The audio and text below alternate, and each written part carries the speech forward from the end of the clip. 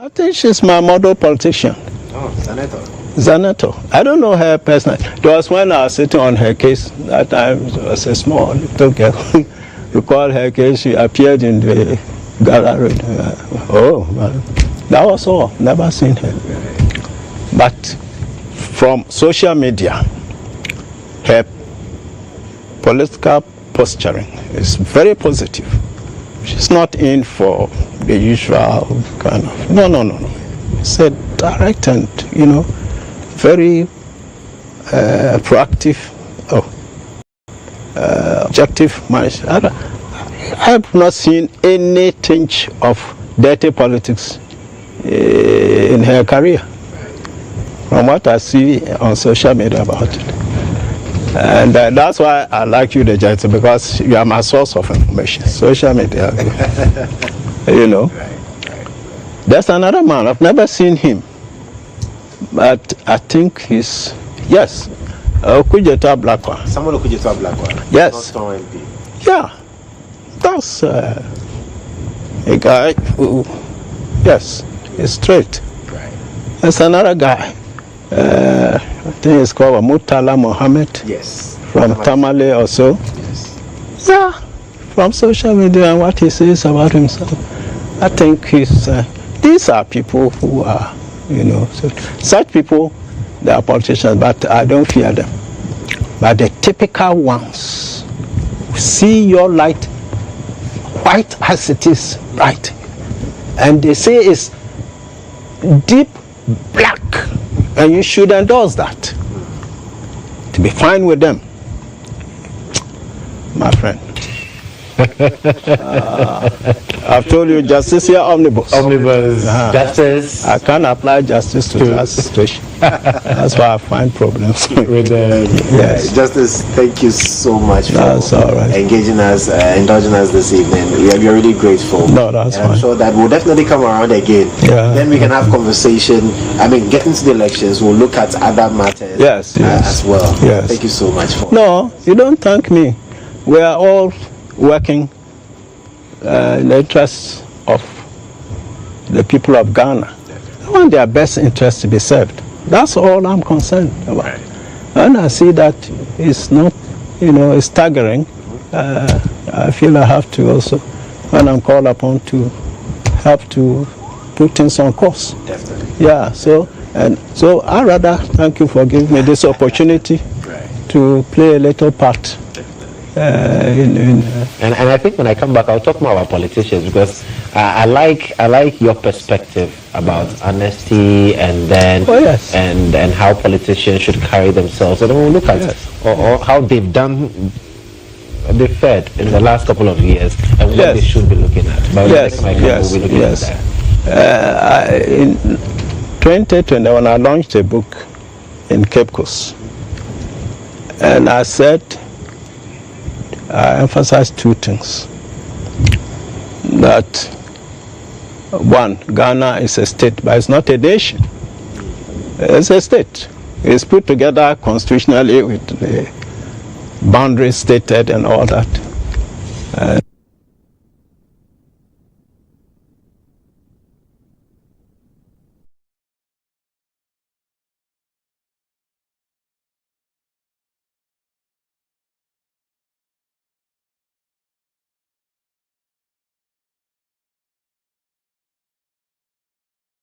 So that's my colleague Joshua Kojobensa there, engaged in a conversation with former Supreme Court Justice William Atukugba, and he's been speaking about the Supreme Court and, of course, the very latest brouhaha between Parliament and the Supreme Court and the vacant seats and all of that. Very interesting conversation there, and that's what we brought to you on Inside Out today here on GH Today. But if you're just tuning in, we're very happy that you've joined us this morning here on GHOne Television. It's a very beautiful Monday morning. We've not brought you our quote of the day yet.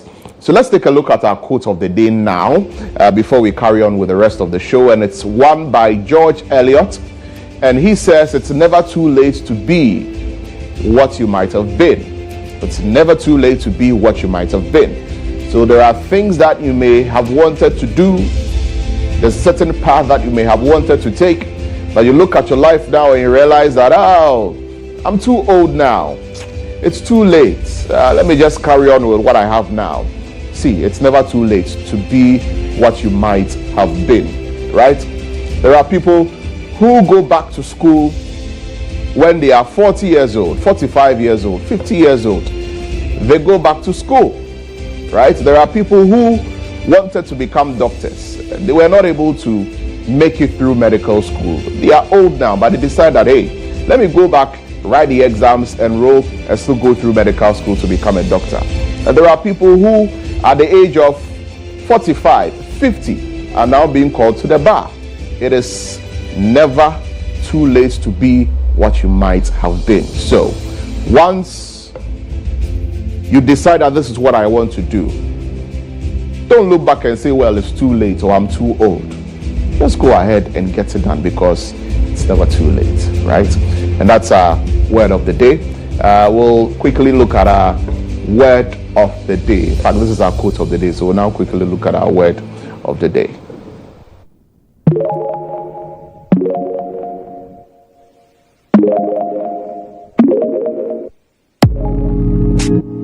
Today's word of the day is HEIRLOOM.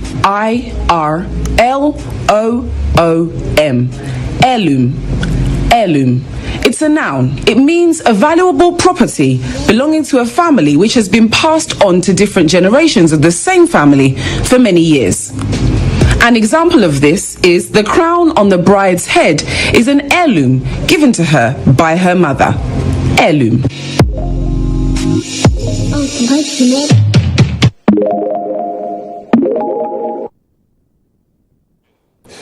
Yeah, from our word of the day, we'll zoom in straight into our video of the day. It's a nice, beautiful Monday morning. Let's enjoy this one.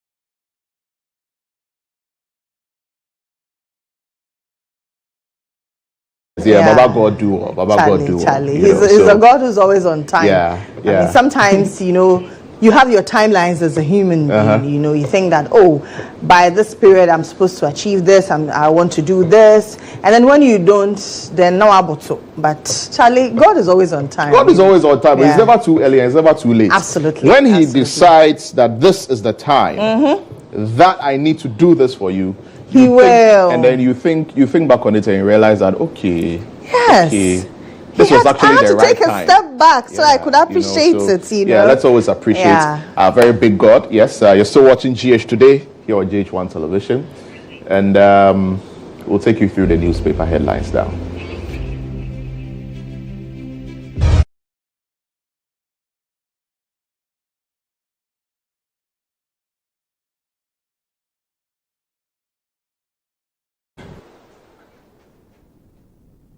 So we start with the Daily Graphic this morning. Banner headline: majority to vote on policies. Voters prioritize manifestos in graphic poll. So you see a poll on the front page of the Daily Graphic. You see a no, you see yes, and majority of the yeses are voting on policies. Explore debt for nature swaps to address galamsey. That's according to an expert. Police inaugurate 3 new stations in Eastern region and then sign peace pact. This is a call to political parties by the U.S. ambassador to Ghana. All right. Move on to the Daily Guide newspaper. And District Assembly's Common Fund, DACF, exposes a Black West drip lies. 2 Chinese, 2 Ghanaian galamseyers trial ends. December 7 elections will be peaceful, IGP assures. Vote for Baumia, that's according to John Kufuor. And Veep mobbed at Kumeu. Wow. Okay, so that's it on the Daily Guide newspaper. Let's move on to the Ghanaian Times now. It says, election 2024, EC reprints ballots for Ahafo. Voter regions over serialization errors affected ballots shredded and burnt. Farmer jailed 18 months for stealing akpetishi. Distilling pipe. Charlie. Really? Charlie, distilling pipe. He's been jailed 18 months for stealing an akpeteshi distilling pipe. Not even the akpeteshi itself. The distilling pipe of akpeteshi. Not the akpeteshi. Yeah. So he stole it. Yes. And then he was arrested. Yeah. And then he's been jailed 18 months. Well, that is what the law prescribes, isn't it? Yeah. When you steal. It's sad. The law prescribes. And it's sad that there are people who are using the pen to steal. Absolutely. They are using the pen and to steal the huge laptop sums and of the tablets money. to steal huge sums of money in this country, and nothing happens to those people. Those people are the ones who they are living lavishly, walk in front of us, and they are the ones who are even at the helm of affairs, telling us what to do and commanding us. Those people have been stealing our money left, right, center. Nothing is happening to them. Charlie. But somebody steals an akpeteshi, the stealing pipe, and then they are jailed for 18 months. Well, probably they will say the law hasn't caught up with them yet. Maybe. This country sometimes is sad. Somebody will go and steal two tubers of yam because they are hungry to go and feed their family. Lantam. And then somebody gets angry and decides to catch them. Yes, they are guilty. Yes, they are guilty. Yes, they have stolen their thing. But then you take them through the process, take them to court, and then the judge still look at them and jail them 2 years because they stole what? A bundle of plantain to go and feed their family. Meanwhile, the people who are sitting there, they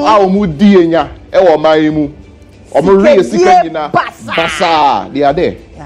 That is Ghana for you. Anyway, government to support National College of Defense Studies. Oh, that I am in support of. I think it's long overdue. Maybe some of us will want to enroll. Okay. That's it for the Ghanaian Times. The Custodian next. Yes, on the Custodian newspaper, President Akufo-Addo urges timely completion of Dome Kitiase road project. Chiefs commend IGP Dampare for transforming police service. Ashanti region falls for Baumia, greeted with rousing welcome by enthusiastic crowds. And Akufo-Addo and others to commission over 80 education projects. So That's it for the custodian newspaper. Commissioning galore. Yeah. Yeah. We always see a lot of commissioning of projects in election year. Yes, exactly. So that, you see that the government is working. The government is showing working. Yeah. Working for you. Yes, yes. So that's the custodian newspaper. Moving on from the custodian. The Ghanaian publisher says, Apenyo Markin fires up NPP. Our unity is our victory. Ablakwa's hypocrisy exposed. NDC bought only 60 drip machines for 27.7 million euros. ECO funded to commission educational projects across Ghana. Baumia has skills to transform Ghana, says Kufuor. Yesterday you heard him speak. It's been a while we had Gentle Giant speak. So it was refreshing to hear from him yesterday. Razak Kojo Poku writes 24 questions to Mohammed's 24-hour economy. Why are transforming lives in Western region? That's it for the Ghanaian publisher. All right, we'll take a look at our final paper, which is the BNFT. And on the BNFT this morning, big headline: VCTFI's 120 million US dollars by 2030. So telecom industry contributes over 9 billion Ghana cedis in taxes. MIIF targets 1.5 billion AUM. Our locked up funds have been held too long. All right. So these are some of the stories that you see. Locked up funds. I was expecting President Kufuor to talk about that. To talk about the locked up funds. Locked up funds. Interesting.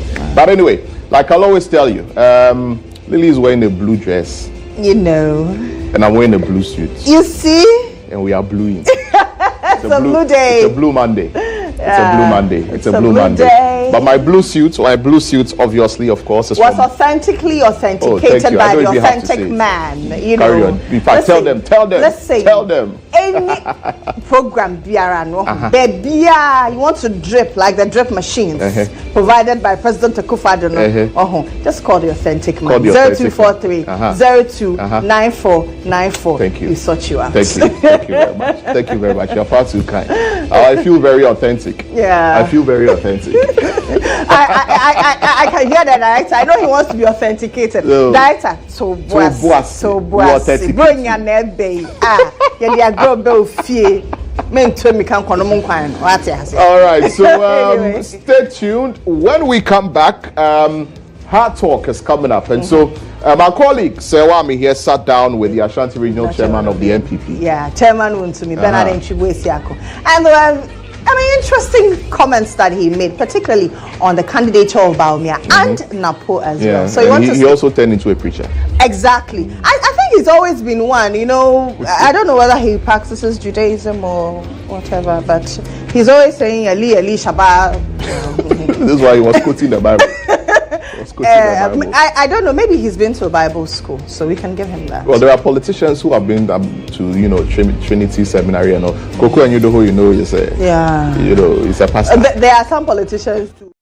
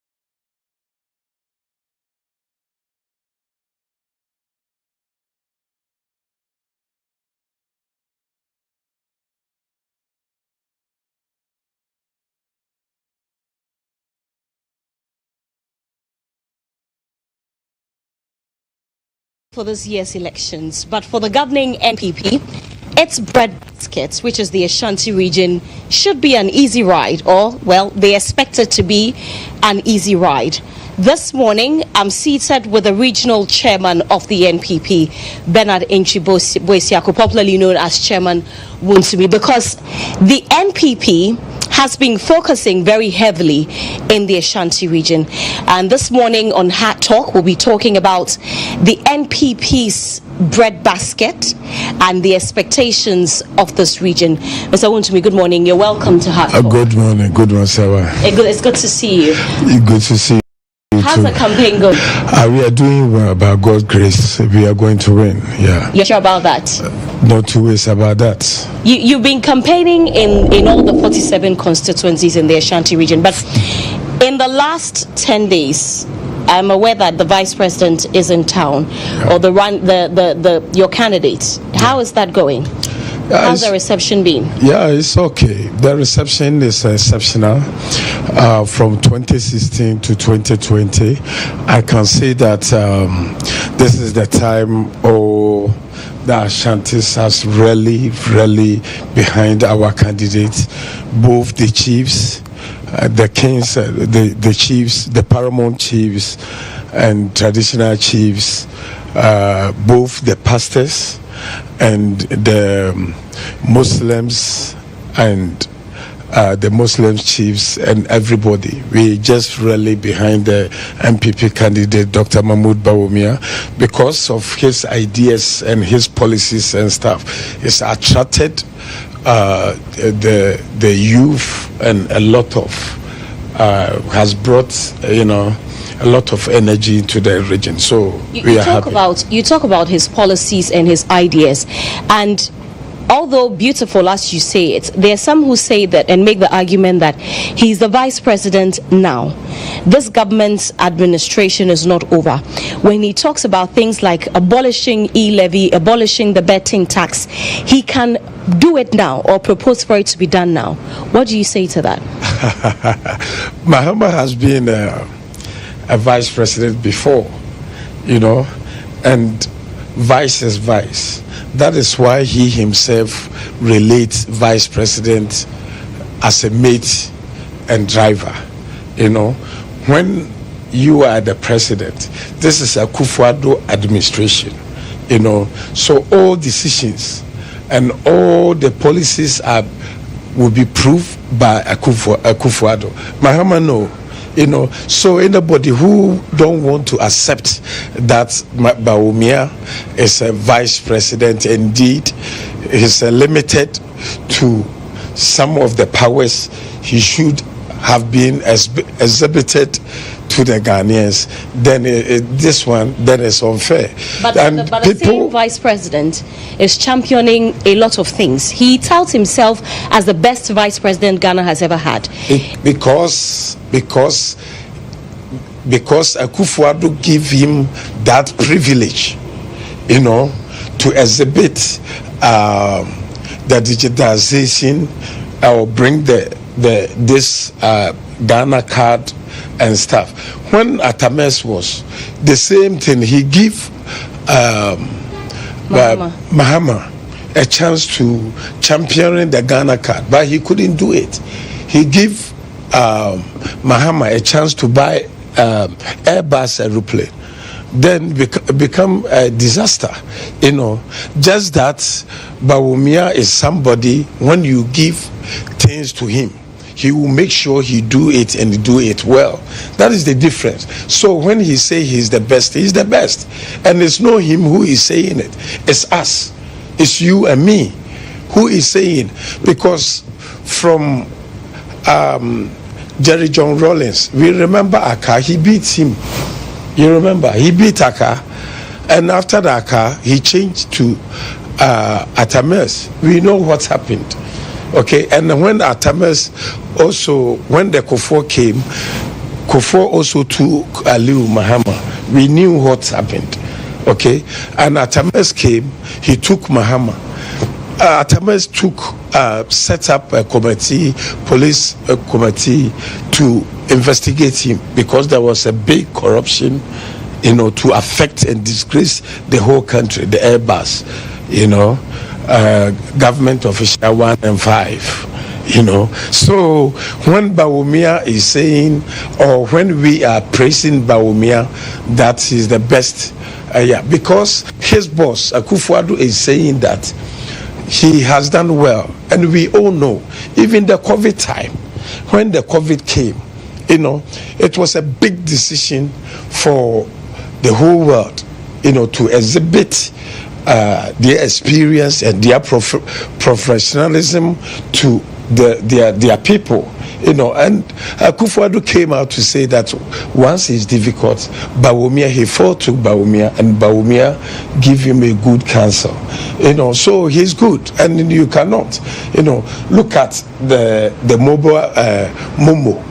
If now anybody can send you money through the Momo and stuff, Bawumia, if you are coming and then you can have, we can send you the addressing system, then you can log in your phone and pass into it's Bawumia. It's a Bawumia who advises his boss. Advising is different from you owning or taking a decision. It's a Bawumia who all the things that Bawumia says he's done, he can't own them. They are not his initiative. You see, he cried for help. He cried for help. It means that he's not the source. Akufo-Addo is the source. Akufo-Addo is the president. Bawumia is the vice president. When Akufo-Addo is not there, then he take over. But Akufo-Addo is there. So when people are saying that why when Mahama was as a vice president or the president, the things Bawumia has done, if you compare, Mahama cannot come in here to Bawumia. That is why when people are calling for them to debate, Mahama is fleeing. He has debated with him on 208. That time even Bawumia having been a vice president, but Mahama was a vice president. But Mahama debated. But when he tests the debate and Bawumia floors the call him Mahama. That is why he decided that no, this guy, I don't want to meet him. I don't want to, Donald Trump, he debated Kamala Harris. Yeah, but I mean, so why you a couple of years back, why you don't want to when debate? Mahama was calling for a debate against Nana-Addo, this same man, Dr. Bawumia, asked him to go and debate the economy. So what is good for the goose is good for the gander, isn't it? Now that it suits you, you want a debate. My sister, Akufo-Addo has debated Mahama before. Yes, but at some points, former President Mahama was calling for a debate, and Akufo-Addo didn't want to do it. It's not true. Do you want to debate Akufo-Addo? Akufo-Addo is open. He's a lawyer, astute lawyer. When we talk about Attorney General in Ghana or Foreign Affairs, Akufo-Addo, his achievement is there, it's clear. Akufo-Addo is an open-minded person. All right. So Bawumia want to debate. That chapter seems closed because John Mohammed's camp has said it won't happen. But let's move on. Let's come back to where we were, which is the Ashanti region. Okay. You say that the people of the region have accepted Dr. Bawumia for his ideas and his policies. Yes. Now, in 2016, your party got about 76% in the Ashanti region. In 2020, it dropped. And with the current economic challenges and how people are complaining, political watchers say that if you're not careful, you may not even get up to 70% in the Ashanti region. So, who is the expert? We are the people who are living in Ashanti, and all my time, my youthful age has been spent by the politics. I was voted twice in Bosontre constituency as a chairman, and 3 times chairman in Ashanti regional chairman. It never happened before. all the political parties, nobody, if you are comparing my achievement, I'm a leader. And I'm saying that, we are winning. And 2016 campaign was different from 2020 campaign. 2016, we was in opposition. Okay, at that time, if you could remember the Dumso, Muhammad Dumso, and famous Dumso that he introduced or he brought to Ghana was everywhere, an economic challenge, because if you don't have electricity, how can the seamstress or tailors go and sew? How can the fitter in mechanics go to the work and do? How can the hairdressers go? So Muhammad time was the worst to this time.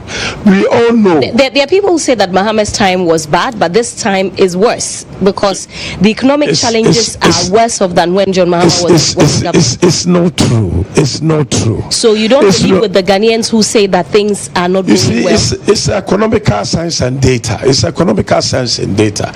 When Mahama was, the GDP was 3.4. He left the GDP by 3.4. When the MPP took over 2017, they withdrew the economy from 3.4 to 7.5. Unfortunately, the epidemics that happened to the world, the COVID, wasn't only in Ghana, was in everywhere. It was a test to all the world. So our president, Nana Addo Dankwa Akufo-Addo, he came out openly to tell us that he know how to grow the economy, but he don't know how to, to bring up the dead bodies. But he COVID would happened in 2020. 4 years later, you're still using COVID as an excuse. You see, the infection. Jesus said, I will use one day to break the temple of Jerusalem, but I will use the 3 years to build it. So when you say economy, is something you build it gradually. So in 2020, 2021, when we know how the economy, how we should accept the COVID and work on. Unfortunately, the Russia and Ukraine war also came on, and Ghanaian business people, we buy a lot of things from Ukraine. What things? Like iron rods, like cement, like so many things. It's like going to China to buy this. The business people, they all the time will choose where and how, what the people want. The businesses is the demand and supply. So when the people want the demand for, that doesn't matter what the country, the business people will go, they will supply, and then they will get their money. This is how the business people are doing businesses. So on 2021 wasn't. So 2021, 2022 was a difficult and challenged time. Now, even if comparing dollar to pounds or euros, you will see, I grew up in London. I grew up in London, and I know now in London so many things has changed, inflation and this. And as I was saying, now Ghana economy, it fell down to 0.5 from 7.5 because of COVID. That time we got our taxes from Tama Harbour and Takoradi Harbour. We shut it down, and then airport we shut it down, and the entries of the borders that they can do African trading to increase our distance, we shut it down. Nobody was going to the work, but we was paying all the people, at the same time, because of the status of the COVID, we was employing both police and nurses and doctors for them to help us, to protect us. Okay, but how do you explain the exchange rates now when a dollar is about 16 cities to 17 cities. What I can How say, do you explain it? When you have your candidate who touts himself as the economic messiah? You see, let me tell you, I can explain. MPP 2000, 2004 to 2008, okay?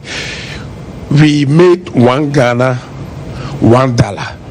You see, it's about the foundation. If you have the foundation, okay, you understand. I'm a businessman. Yeah. You know, so I understand the dollar to the city. So okay? if NPP made $1 to a city, one city.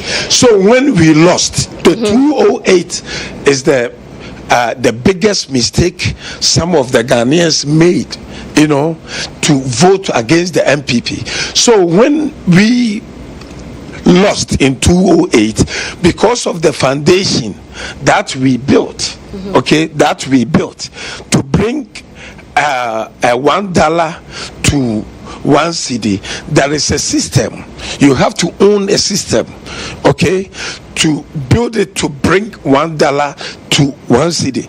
So after we left the office, okay, the NDC doesn't know. You know, when you read the Bible, he said that he has given to you to know how to govern, how to bring the dollar and the city together. Is it the Bible? You should interpret it. Okay. You know, in the Bible, he says that it has given to you to know the mystery in the kingdom of God. By them, he has given to them in Proverbs so that they won't understand and do it. Okay. So if you don't own the system, you can't do it. So when we won 2016, 2017, we took over all the system that we set it up. He have destroy it. So you mean NEC is to blame for the exchange rates today? Yes, because the Mohammed himself said that hasn't been in power for 8 years. The meat has been chopped. Now he left with the bone. That is why the system we left, you know, like we brought the policy like teacher trainee allowances to encourage them, nursing trainee allowances to encourage them. What does that free maternity. What has that got to do with the? They cancel it. They cancel all these policies the MPP set up. Even they brought capitation to the Ashanti, you know, and the policies that we brought, you know, when we say well, somebody is rich, okay, you cannot see it, but you look at the person, maybe the house, the car, the assets, then you say the person is rich. So if we say that MPP was doing well from 2020 to 208, it's about the policies. So now if you are saying MPP are doing well, it's about the policy. But free how do you just suppose what you just said, that the NDC is to blame for the hold on, let me finish. Because let me finish the fundamental foundation. But it is the same candidate of yours who said that when the fundamentals are weak, the exchange rate will expose you. This was when he was campaigning. You didn't know that the systems had been destroyed then? No, let me explain it in a business way. You know, you are journalist. Don't explain it in business. Explain it in layman's terms, because not every Ghanaian is a businessman. Okay, let me explain it in layman's terms. What it means is that time we was having Dumso, and everybody can see that we have a Dumso, and the whole Ghanaian, the system, you know, was destroying. Okay, but when we took over, you know, from 2017 2018, the Ghanaians, we promised Ghanaians about free education. Okay, so in 2017, the January or March, we sent this policy to the parliament, and we started from the first year. But unfortunately, the COVID is not brought to the world by a Akufo-Addo government, you know, but it come from Honan, the China. What's that got to do with the exchange rate? No, it affects the businesses. You do know when it came, the Ghana airport, you cannot travel there. So if you have money, you cannot go. But at some point, they opened the airport and they were charging what can you calculate the force? Ridiculous amounts. Have you done economics before? Demand and supply. I am not an economist, but I know demand and supply scale of preference. Do you understand economics? When you stop for a business, okay, and you calculate the force, okay, if your company can shut down now, okay, that is why I use the analogy that Jesus said he can use one day to break the temple of Jerusalem and use 3 days to build. It means why Jesus cannot say that I will use 1 day to destroy it and use 1 day to build. It takes time to build economy. Okay, so if you may recall, on 2020 when we won, it takes another 4 years, 2026 going about before we brought a lot of policies to help Ghana. You know, so the Ghana economy now it has grew from 0.5 okay to 5.8. It's never happened before. It's still is not feeling it in their pocket. My sister, if you want to know,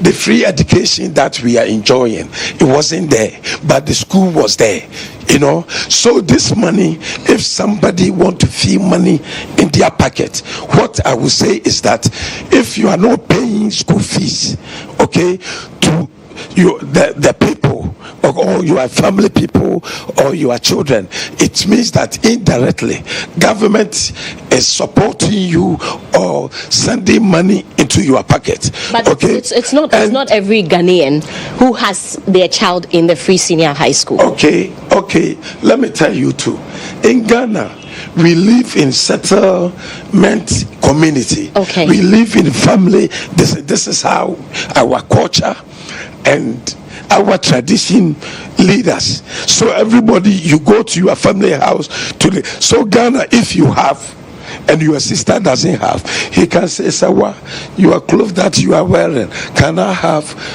Sawa, can I take your shoe? This is how the Ghana. And that is putting money in the pocket of the ordinary Ghanaian? No, so I'm saying that even if you don't have a children, okay, somebody, if you are wealthy, if you are pastor, if you are a breadwinner, okay, in your community, the people will come and say that, please kindly help my child. He's a very brilliant, he got this aggregate, but nobody whom to contact to give me assistant hand, so kindly help us. We know a lot of Ghanaians, especially in Ashanti, the women who are selling their clothes for the school. Going to secondary school wasn't an easy decision because MPP government has made it free. That some of the Ghanaians take this policies as a normal policy. It's not normal. When I was going to the Pempe College, we have so many people. There was a brilliant, there was good than me, but because my father, okay, Nana Kwame Nkibosiako was having money, okay, I have a privilege to go to the Pempe College. But now the rich man children can go to the Pempe College or go to any school, and the poor person children also can go to the school. And for you, so it's about the policies. Wontumi, once there's free senior high school, nobody should complain about the state of the economy. No, you are saying that. Don't you see? I'm asking you. Your perception and your perspective, I cannot change. But what the Ghanaians have accepted, what the Ghanaians know, you know, look at the ambulances that you are enjoying. Okay, look at Agenda 111. How many of them have you completed?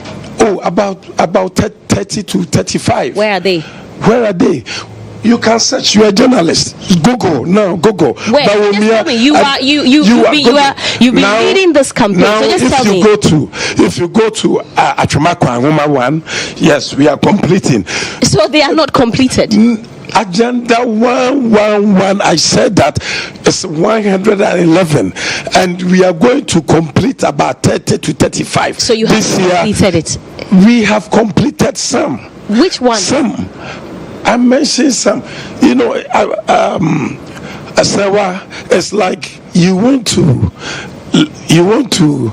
say things you want to be happy with. But look, Sarah, it's about the people. That's not true. It's about people who are listening to us. How many of the Agenda 111 hospitals have you completed? They are happy about the explanation I'm giving to you. Are you sure? I'm telling you. I am a journalist and I'm a mouthpiece for a lot of people who will not get the opportunity. Media, I'm owner of the bigger media in Ghana. I own 5 TVs, 5 radio, 5 online. So when we talk about the media in Ghana, no size. Okay, no that's size. fair. Let me ask you. I said you will not run for my question, Mr. Wontumi. No. How many of the Agenda 111 hospitals have you completed? I said we have completed about 30 to 35. You have completed or you are completing? I will say, I said, listen to my mouth well, because the listeners are hearing me. I'm saying that Agenda 111 hospitals that Akufo-Addo and Bawumia has introduced since from 1957 up to date. This policy, nobody. Chairman Wontumi is saying that we have completed 30 to 35. So the president and the vice president, our flag bearer, are going to commission for everybody to see before the election. We have less than 30. We have less than 30 days to elections. You see, we have we politicians, we have our doctrines and our teaching. We have our time. When you read Acts chapter 2 verse 42, he says the apostles have their doctrines and their teachings. So the politicians and the government, we have our time and doing things. All right. So when it's due, we will launch it for everybody to see. Okay. So if they are not completed yet. You see, I said 30 to 35 has been completed. And you can't even tell me 2 of them. Oh. Before you said Echuma Paoma. Yes. Where else? So many places. So many places we have done. So you will see it clearly before the election. Like you don't have the names. Sawa, I say Google. Everything now is internet. Okay. That is why Bawumia become superior and on top of this 2024 elections. That is why he's winning. Okay. That is why we call him digital person. So I said, Google. Yes, Mr. Wontumi, I will do just that. But let's come back. You know, there are many people on social media who say that for a government or a party in power, you are campaigning as though you're in opposition. Is it because you have the fear that you may not be able to break the 8, as many people say? Sarah, do you go to church? Yes, I do. Do you have Bible on your phone? Yes, I can get it. You can get it. Okay. Look at Luke chapter 14, verse 31. Are you a pastor?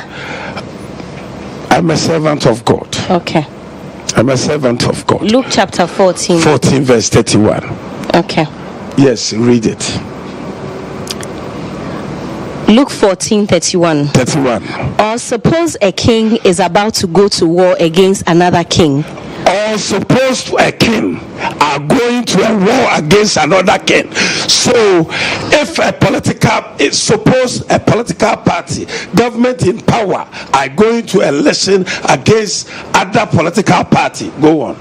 Won't he first sit down and consider whether he is able with 10,000 men to oppose the one coming against him with 20,000? Don't you think MPP, what we have done, free education, Agenda 111, now all the kidney, we are going to be free and stuff, the policies we have brought. Don't you think how we have brought Ghana economy to this stage? Don't you think MPP will sit down and plan how to win election 2024? Continue. 31 is ended. 31 is ended. So don't you think MPP, how we go through, how they delayed us on 208, how they delayed the development of Ghana 208. And they cannot stop us. They cannot stop the Ghanaians' development. Now look at Cantonment. Look at Loboni. It's like Europe. It's really? like, you know, Which part of cantonment? Do you know cantonment well? Yes, I do. You do? Yes. Ghana is changing. Which part of cantonment? Is changing. Which part of cantonment looks like Europe? The roads has been asphalted. Go to East Legon. The roads has been asphalted. Which part of East Legon? If you want to see that the country is changing, look at the tallest buildings that you can see. Now, if you're in what's the tallest? Cantonment in Laboni, all the buildings are changing. Come to Kumasi. All the roads we are tarring. Okay. Now the MPP government have introduced bold policies to bring us a drip machine. Let's come back. All the 277 constituency to tackle our bad roads at the same time. Okay. This is what the moment we are talking about. That is why we are not going to allow the NDC to win, and the MPP, we are going to win this 2024 by air, by land, by sea. We are going to win it by fire, by tender. We are winning. We are campaigning as we are. Why are you campaigning as though you're in opposition? Because we want to serve the Ghanaians. We want to continue. No country, you see, when we talk about development, the development will not fall from heaven to earth unless you plan, unless you set up a policies, unless you know what you can do. So at the moment, the plans and how the Ghana and the government have done it, we cannot delay or stop. So we will work hard to win the election so that the Ghana economy, Ghana development will go. You know, the free education also can continue. Okay, thank you. We can finish Agenda 111. And the good roads we have started, we can finish. Okay. We cannot stop. If you are not there, NDC cannot do. So we cannot disappoint Ghanaians. Okay, Mr. Wontumi, when you were unveiling... As if we are in opposition to win. This is what the MPP and the Ghanaians want to see us. Okay. Congratulations to Dr. Mahmoud Bawumia. From Mr. Wontumi, the campaign Bawumia has done, I haven't seen it before. Because is it because you are afraid you are going to lose? Because we are winning. You see, all right. If you have your property, if you build something that you cherish, don't you think you have the right to protect it? Okay, Mr. Wontumi, you said when you were unveiling your running mates that you have 1 million ways to win this election. Give us 3 of those ways that you intend to. Free education is one. Because you said 1 million ways. And I'm saying free education is one. Agenda 111 is 2. 1 district, 1 factory is 3. Those are the ways you say that you win the election. Change your perception. Your perception is yours. You know, I actually don't have a perception. I'm only asking the questions. And I'm saying then your perspective is yours. I don't want to touch it. But what I know is that we have 1 million ways to win. Your opponents think that when you say we have 1 million ways to win the election, it means that you intend to rig the elections. Did we rig 2016 election? Can elections be rigged in Ghana? I ask you a simple question. 2020 election, did you rig? When the NDC said we have rigged the election and they went to court, did you hear their national chairman, Asidun Katia? Did you heard what he said? He said, my Lord, you know, it's my people who push us here. That is why we came here. We have no evidence. Okay, so if these people keep on lying, Google. To me, there is something. You know, let me tell you, my hallmark is be bold and say what it is, but to me don't lie. Okay, so Sawa, the word that you use, withdraw it. And also, which one? He said he didn't say that. He said you can go. You mean Chairman said they don't have evidence? Yes. And that is people push them here. They said beginning he went to so what do you want me to withdraw?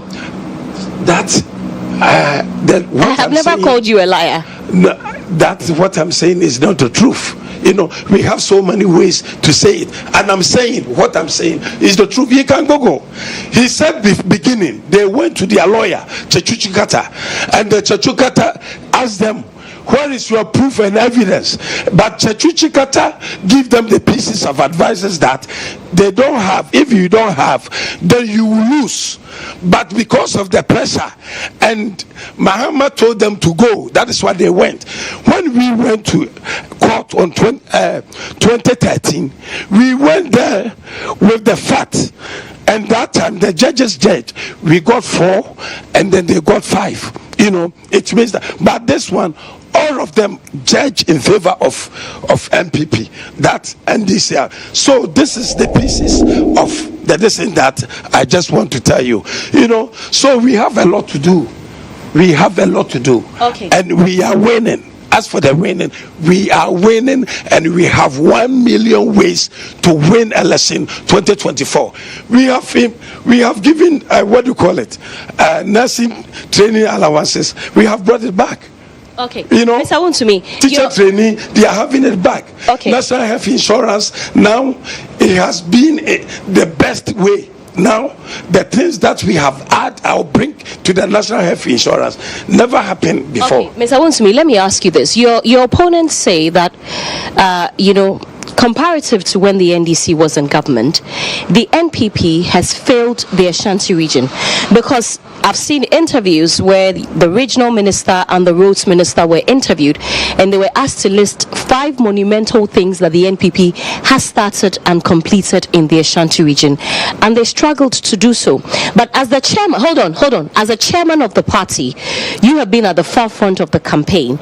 Tell me 5 things that the NPP has started and finished in the Ashanti region. I'm not the spokesperson for NDC, and NDC can ask or say anything they want to do, okay? But if you come to Ashanti, okay? Ashanti, when you are coming by road, okay, you will see Bonkra. Bonkra is J. Kufuor who wanted to do the Bonkra. When the NDC won 2008 election, 2009 to 2016, they couldn't. Okay? But when MPP won, we have done it. If you go to Kumasi Airport, I think when you are coming, you flow yourself to Kumasi, isn't it? Yes. Isn't it? Yes. You saw the beautiful airport you passed it. Before wasn't. When Muhammad was, he wasn't. He wasn't. Muhammad was claiming he is building airport for Ashanti people, but actually it was a kitchen airport.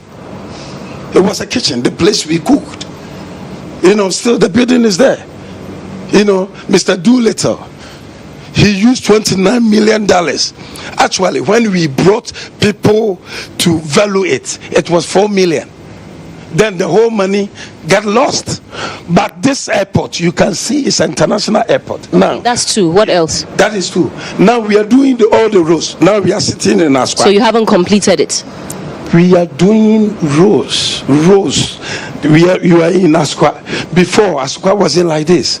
If you are here, from Asqua here, where you are sitting, going to Atonsu to Bosonche, okay, the traffic, it can take you 3-4 hours before you can cross the traffic. But at the moment, the Akufo-Addo Bawumia government have done the road 2 here, 2 here.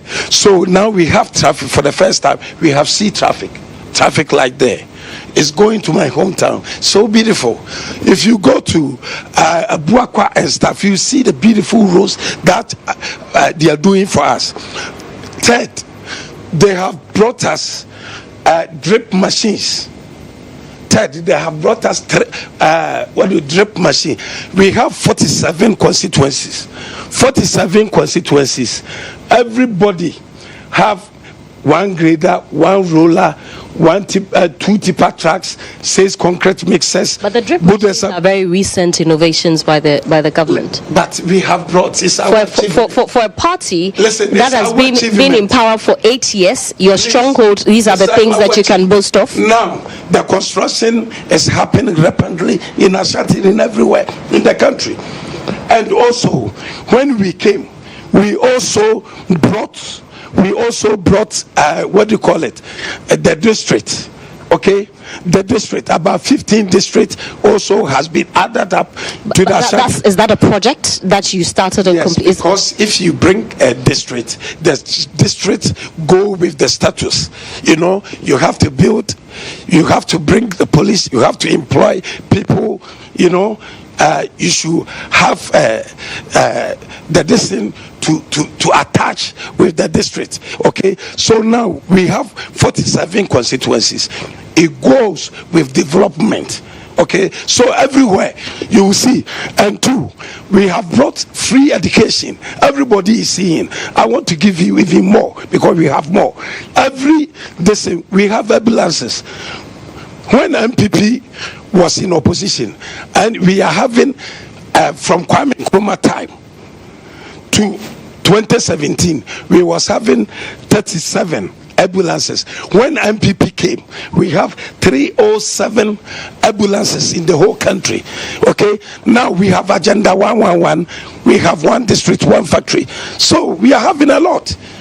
Yeah, I think you want me to go about 20. We are employing people. You want me to go to project?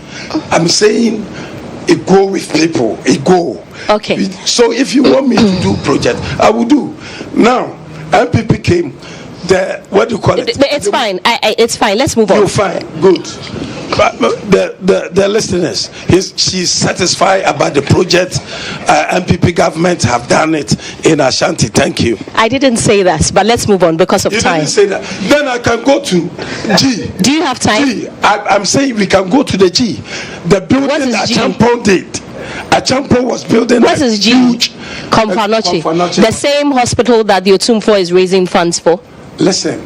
Let me tell you. The building. There's a lot of buildings going on there. A Champon is the person who built it. Akufo-Addo broke it down, and now he's nearly completing. As for supporting, every country get a support. Okay. Anytime we made our budget, even the foreign, there is a foreign aid all the time from Kwame Nkrumah time to this time. They support us.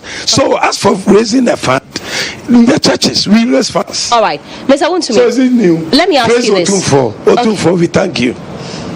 Okay, let me ask you this. Are you happy with the campaign that your running mate is putting up? Many people say that his appointment was to make things easier for the party, especially in the Ashanti region. Are you seeing that? His what? His appointment or nomination was to make things easier for your party, especially in this region, because he's a son of the land. Are you happy with the campaign that he's putting up? Very much happy. Are you happy with some of his utterances? Because Ghanaians have spoken against it. Who? Your running mate. My running mate. You see, he's very good. He's campaigning. You know, the things that probably, is it you or Ghanaians? It can't be me. I'm only asking the questions. The Ghanaians are happy. Ghanaians are happy about our running mate. This is the running mate who has the energy. Okay? If you like, if they are not happy, call Napo and call Nena Opoku to be there.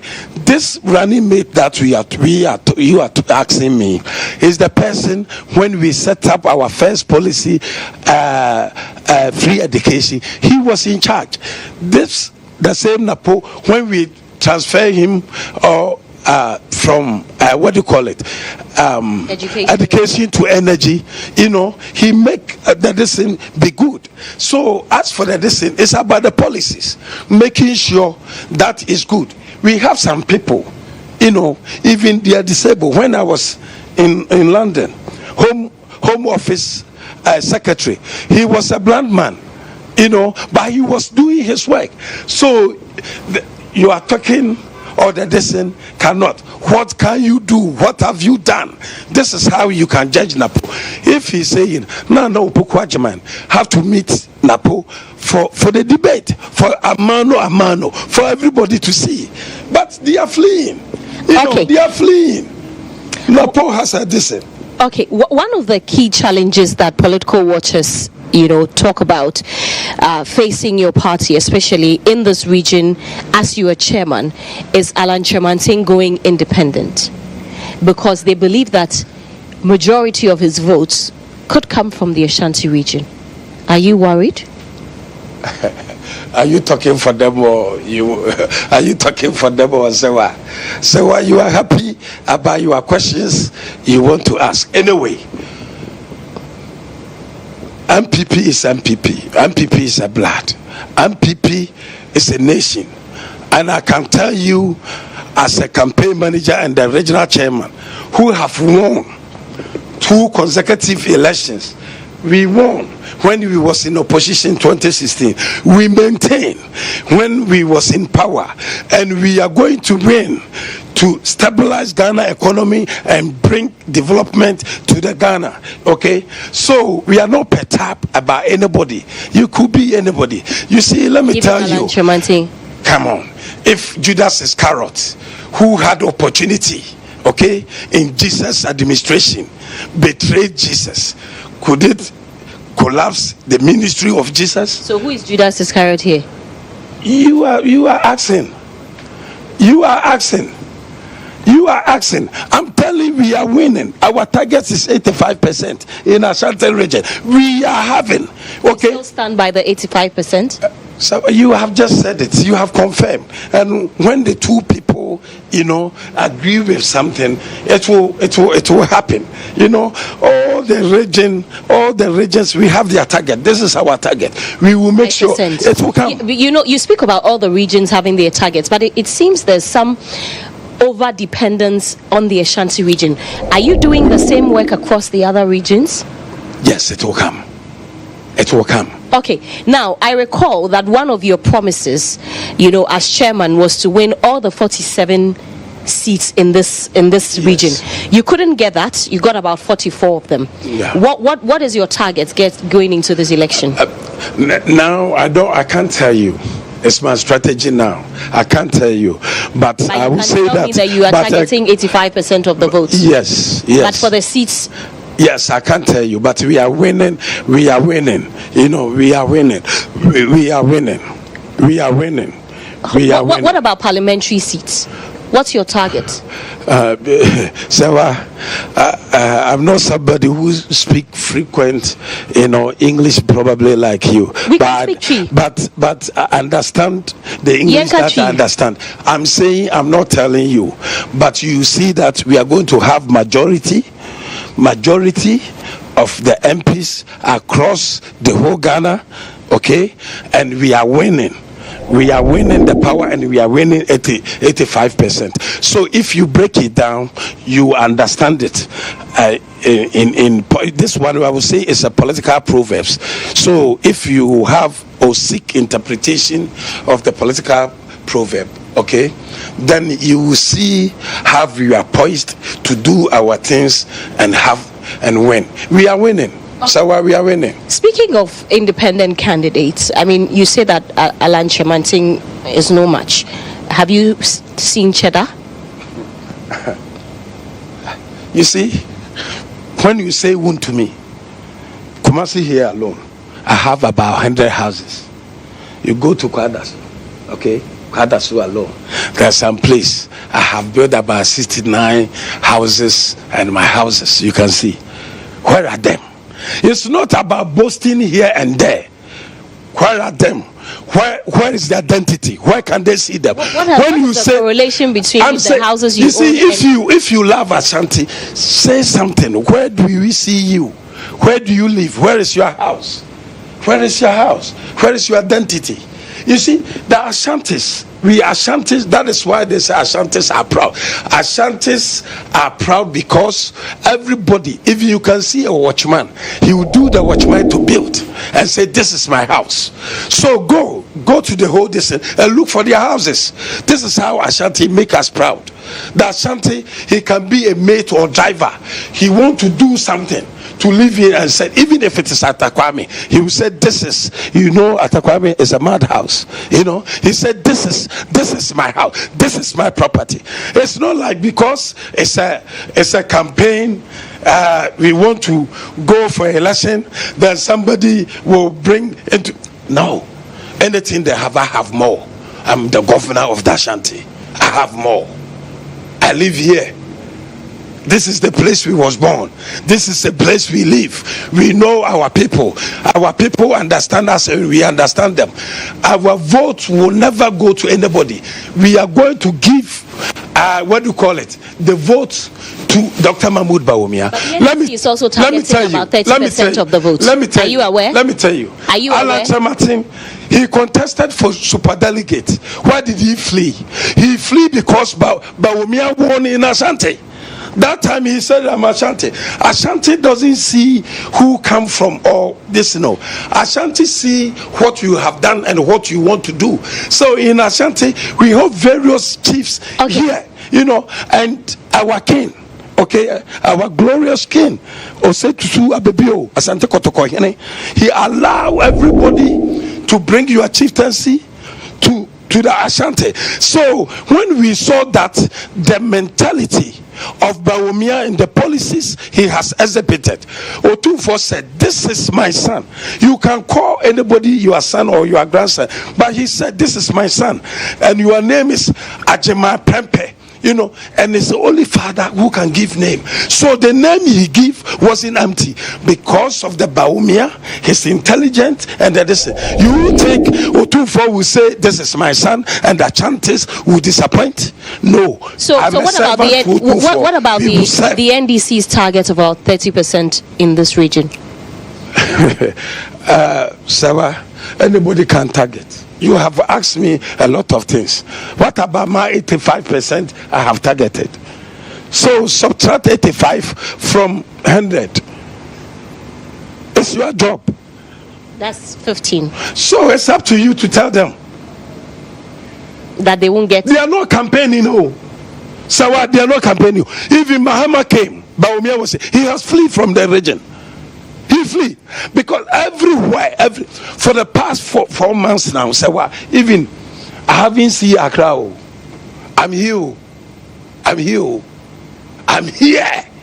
Wontumi is here. We are winning. Okay, let's talk about, still stay on independent candidates. There are about 22 people who are going independent in your region alone. Do you take responsibility for that? Have you checked 2016? And have you checked 2020? There was more. Won't that affect the votes for you? Oh, Sawa, I said, have you checked 2016 independent candidate? There was more, but we are not talking about 2016. We are talking about 2024. We are winning.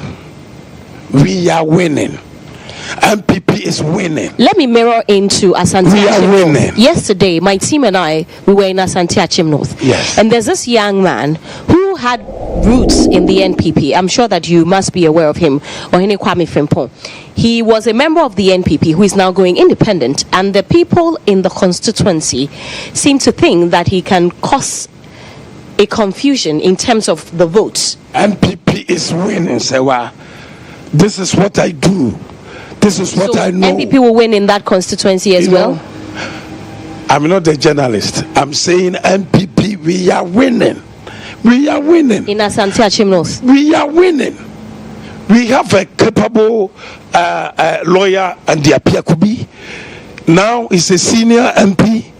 He has served as a deputy minister of Ministry of Roads, Ministry of what do you call it?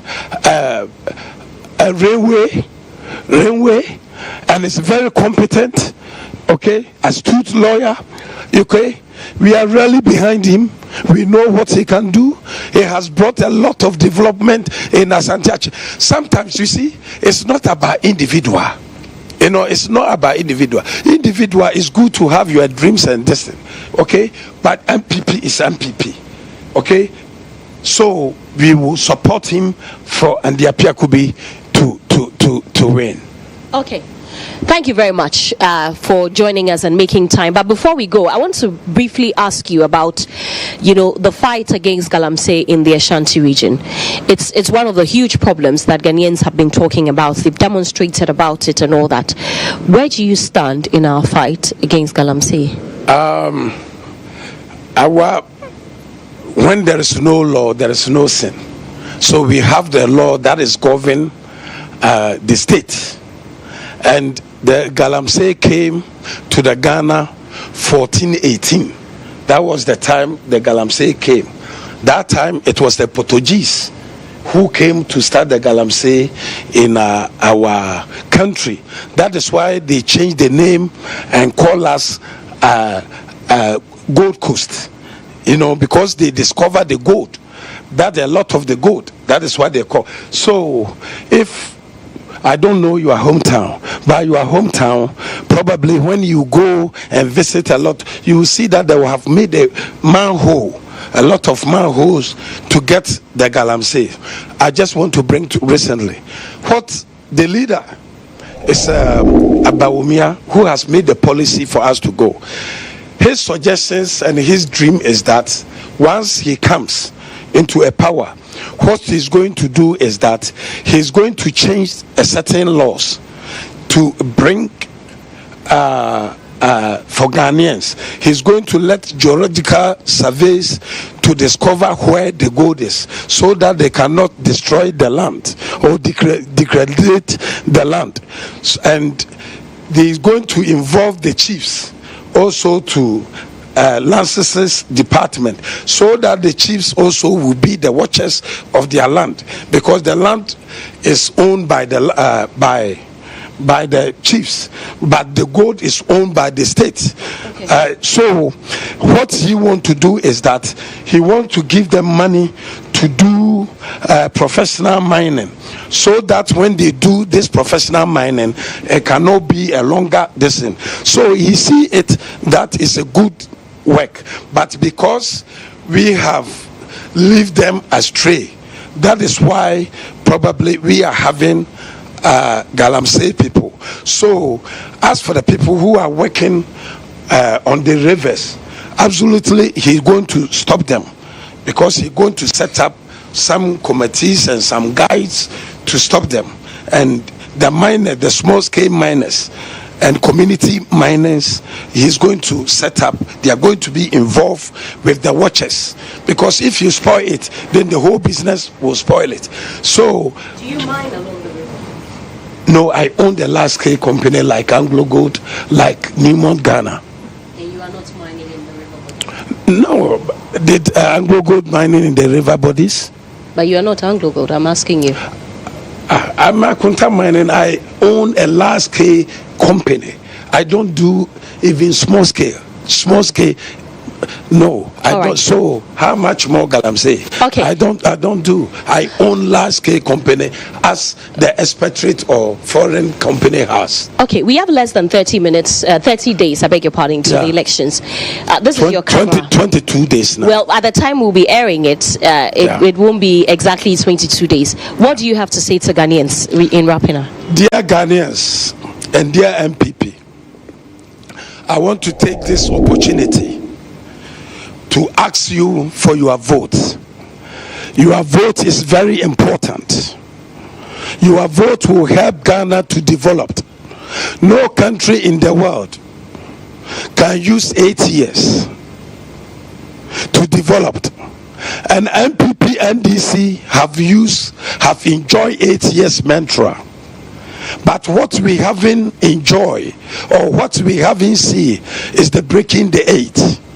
Now, Akufo-Addo Bawumia has done a lot. The first time the whole Ghanaian have enjoyed free electricity. The first time the whole country have enjoyed water.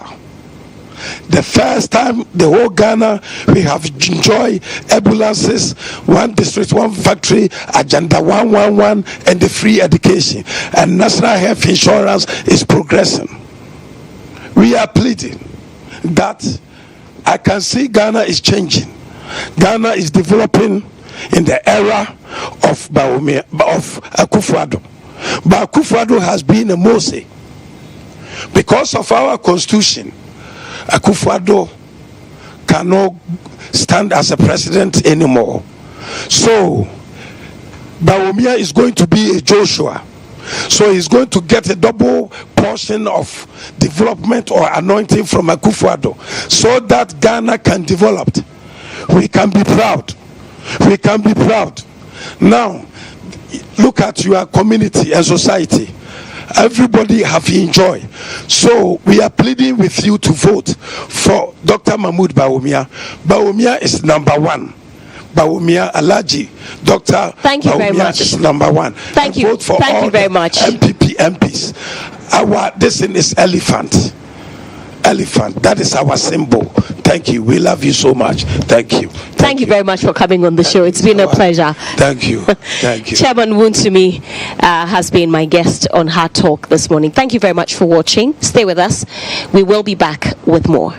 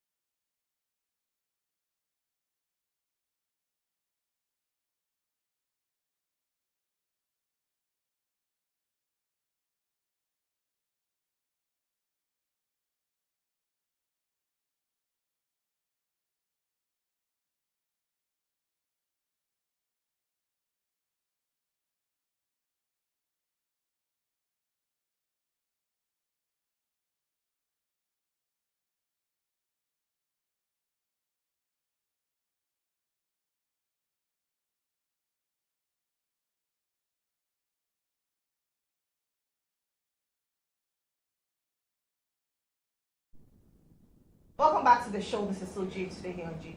My name is Lily Mohammed. Now, according to UNICEF, child rights are human rights, but very often children are misunderstood and sometimes even underestimated or attacked. It is for this reason that UNICEF set up World Children's Day, which is celebrated every 20th of December, to talk about the rights of the child and even for us as adults what it means to us. This morning I've been joined in studio by Akusi Owusu. She's a student of St. Mary's Catholic School, and Darela Kofi of Galaxy International School. Good morning, ladies. Good morning. How are you?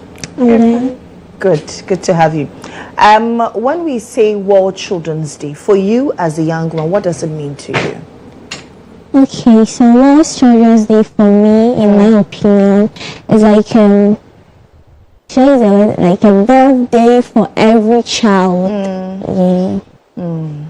For you, Darela? For me, it's like a stage where we can voice out our opinions, the things we feel, what we need to change, what we feel like needs to be changed about our community, the systems we are used to teach us or show us what we're supposed to do. That's what I feel. I know you don't have votes come December 7, but for you, what is that one thing that you wish changed about Ghana as we are currently? So I wish. Oh, you want to take that? Yeah. Okay. Go ahead, Akusi. I wish there should be peace in this year's election, because if they make things difficult, it may affect us. So there should be peace and harmony. Please, we are pleading on every child's behalf that there should be peace and harmony in this year's election. Okay, Darela. As the election is going on, whatever they do right now will affect us in the future, because by that time they'll probably be dead and gone. No offense. But if they say they want to fight now, they can run, they can punch. We can't. We're young. We can get beaten up. So I feel like they should just make sure everything goes on calmly without any hiccups or any problems. There should be no fights, no miscommunication, no... I don't know how to explain it. Like, everything should go on well for us. Absolutely, that's important. Let's come to World Children's Day. Over the years, we've celebrated World Children's Day. But what makes this year's unique? Darela, you want to take that? Yeah. I feel like the theme, Our Future, Our Voice, this particular theme sums up what I feel or what every child feels. Because if we are not listening to right now, what happens now will affect us, like the Galamsey problem right now. If it keeps on going over and over again, in the future we might not get water to drink, so that will affect us. So this means that what goes on now will affect us in the future, so we also need to have a part in what we do. Because our future, our voice, because our voice will be heard in the future. So it is this year's theme is very, very important and also fun, because our voices will be the ones which will be heard in the future. What challenges do you face as children? As children, as a girl child, what challenges do you face? We face a lot of discrimination. Yes, and then I'll speak about the hygiene part, like the sanitary menstrual hygiene. When they are doing the menstrual hygiene, they're celebrating the menstrual hygiene day, they'll or maybe when a girl child just started her period, and then it's her first time though, and maybe there will be a blood stain on the cloth of the girl child. The boys will be like teasing the girl child. So we face a lot of discrimination when in the aspects of the menstruation time period. I feel like there's a lot of discrimination in terms of like what people are supposed to do at home. Like they'll be like, oh, girls are supposed to be in the kitchen, girls are supposed to sweep, girls are supposed to wash. But it's not like if boys go there to wash or something, the plates will break or the clothes will get spoiled. Everybody can do it, but I don't know why people always try to be like, girls should do this, girls should do this, boys are allowed to do what they want. Boys are only supposed to do things that involve energy. I don't know why people do that. So that's one of the main problems for me. Like, that's why one of the challenges we face a lot. I understand there's a children's parliament. Are you part? Oh, I like that. I like that look. What would you be doing in the children's parliament? We'll be speaking about children's rights. Probably our team for this year. We'll be speaking about our future, our voice. We'll be speaking about that. We haven't started anything yet though, but I hope today we'll start something. So you guys should watch out for us. We'll blast your minds. Oh, you will. Darila, what would you be doing at the children's parliament? We'll be talking about affirmative action because this year in July, the president signed the affirmative action bill. So it's now law. So we need to talk about it because children and girls are one of the vulnerable groups mentioned in the affirmative action law. So if there's a children's parliament, we can discuss it and then we can actually give these ideas to people in power so that they can amend it or add some stuff to it.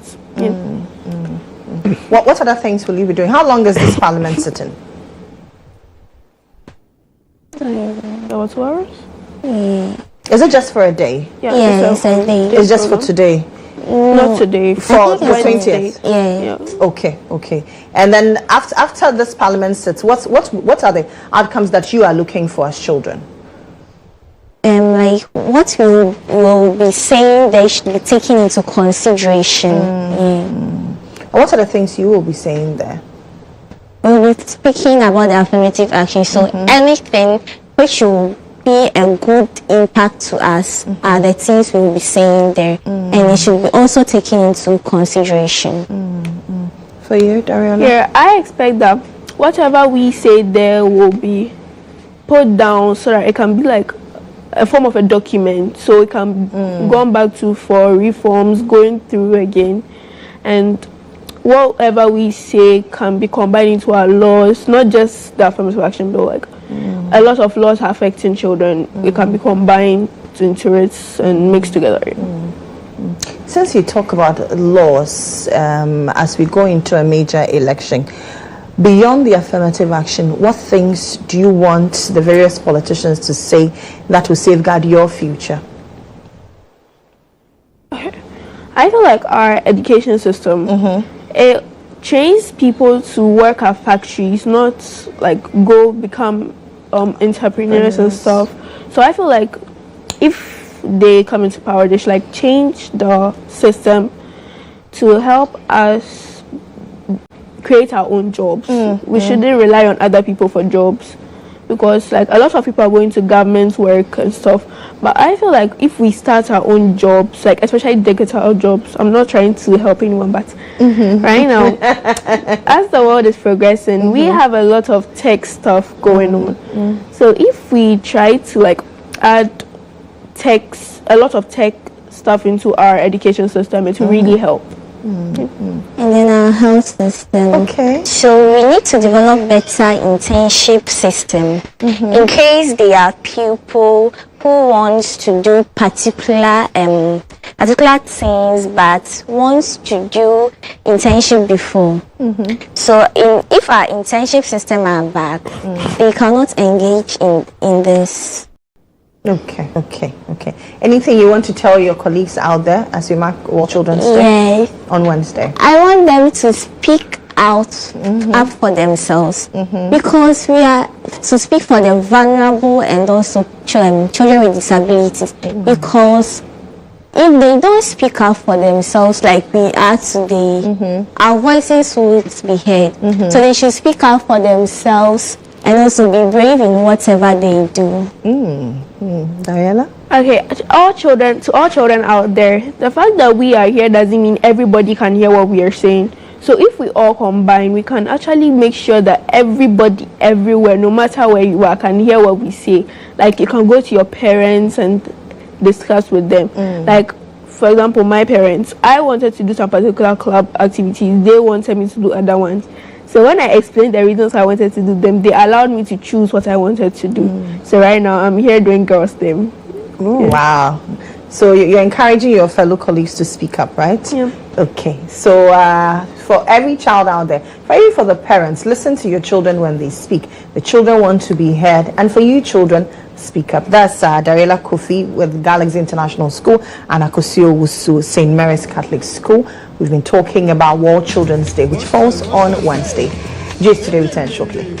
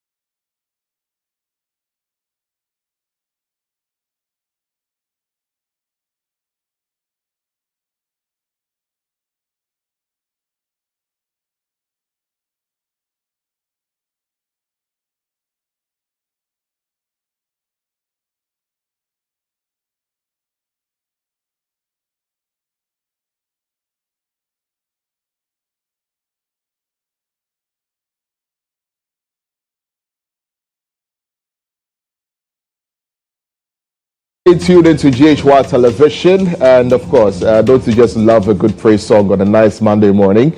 Yes, you're still tuned into GHOne television. This is GH Today, and we've got another conversation coming up, and it's about the Benz initiative.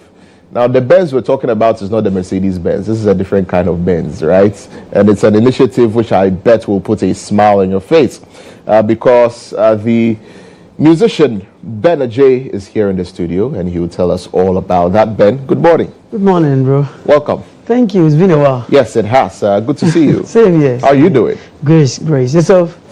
The same Grace. The same Grace. Grace is my mother's name, so anytime I hear anyone say Grace, I get excited. That's nice. So it's good to see you. What have you been up to?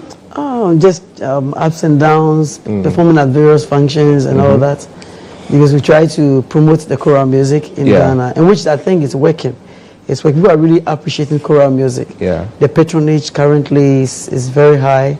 People see the value of choral music. Right. And to the extent that the gospel musicians, most of them are probably picking our songs and singing them, like especially Emoji, or the Nyawudi Mabenu, all that, Medakwe, these are all choral music. Yeah, choral music. He's really pushing, he's picked, or he's jumped into our choral stuff to make it more of a gospel thing. Yeah. And I think it's very positive. Choral is really selling, So why did you decide to focus on choral music? Actually, that's what I went to study choral music. I've been singing or being a part of the choral music from childhood. From infancy? From infancy. And it's something that you've loved from I've infancy. loved to be with. Especially I started with a Winbite choir. Yeah. Some years back, about some 30 years back. I was a Winbite choir. I went through the ordeal and all the struggles and all that. Yeah. Went through senior high school. I did music. Right. I went to Legon. I did music as well. So I've been through music and music. So it's been music for you. So you are the choral music, classical music. Exactly. Kind of guy. Yeah. And what kind of satisfaction do you get from doing that kind of music? Where a lot of people will be interested in this contemporary, gospel music and other genres of music, but you're very focused, with the classical pieces, with choral music, choir music, That's what you're interested in, right? And it's something that a lot of people usually would hear when they go to church on a Sunday, right? Yeah. But aside that, but this is something that you have been very consistent with, right? I mean, even before you answer that question, let's take a listen to one of Ben Ajay's pieces, right? And then we can understand the kind of satisfaction that he derives from it. Just take a listen to this. God got it all in control.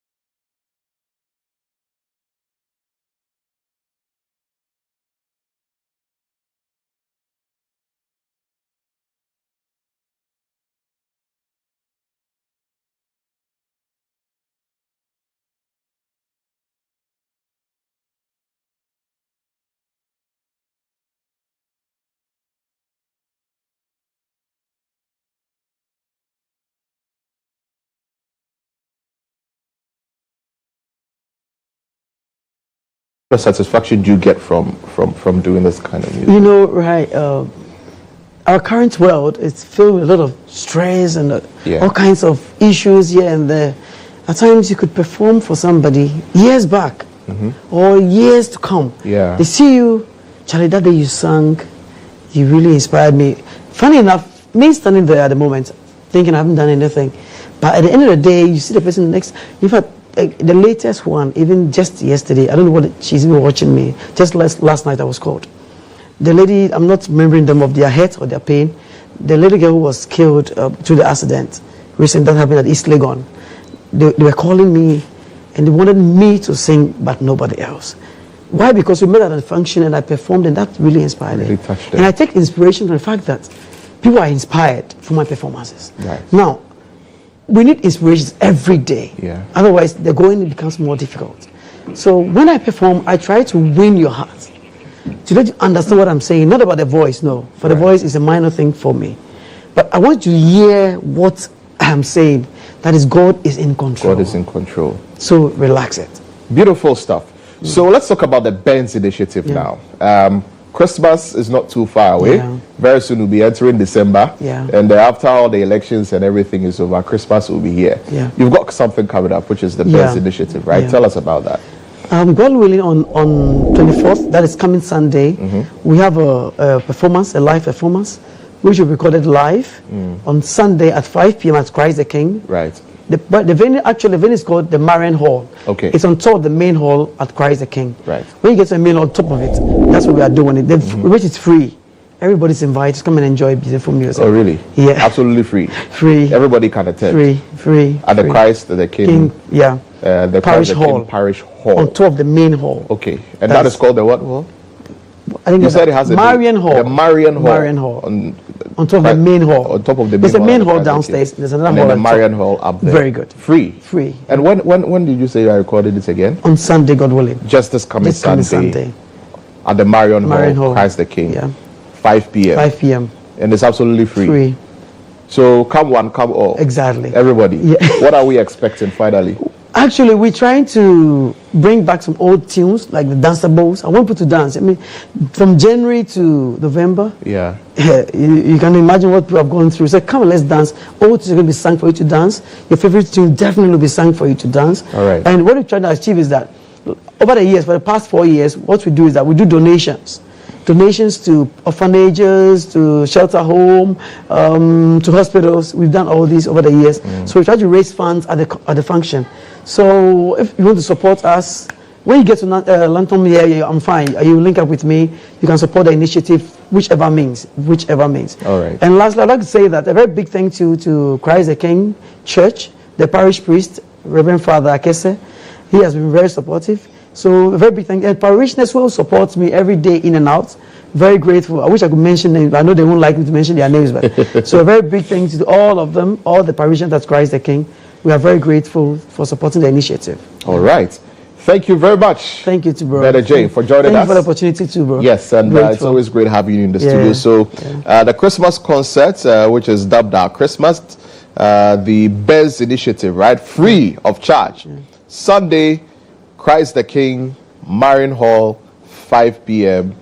All your favorite classic choral tunes. And for the donatus to be around. All right. Yeah. Okay, thank you very much. Thank you too. So that's Brother Jay there for you. Make sure that you don't miss this. And I'll be there to enjoy the tunes.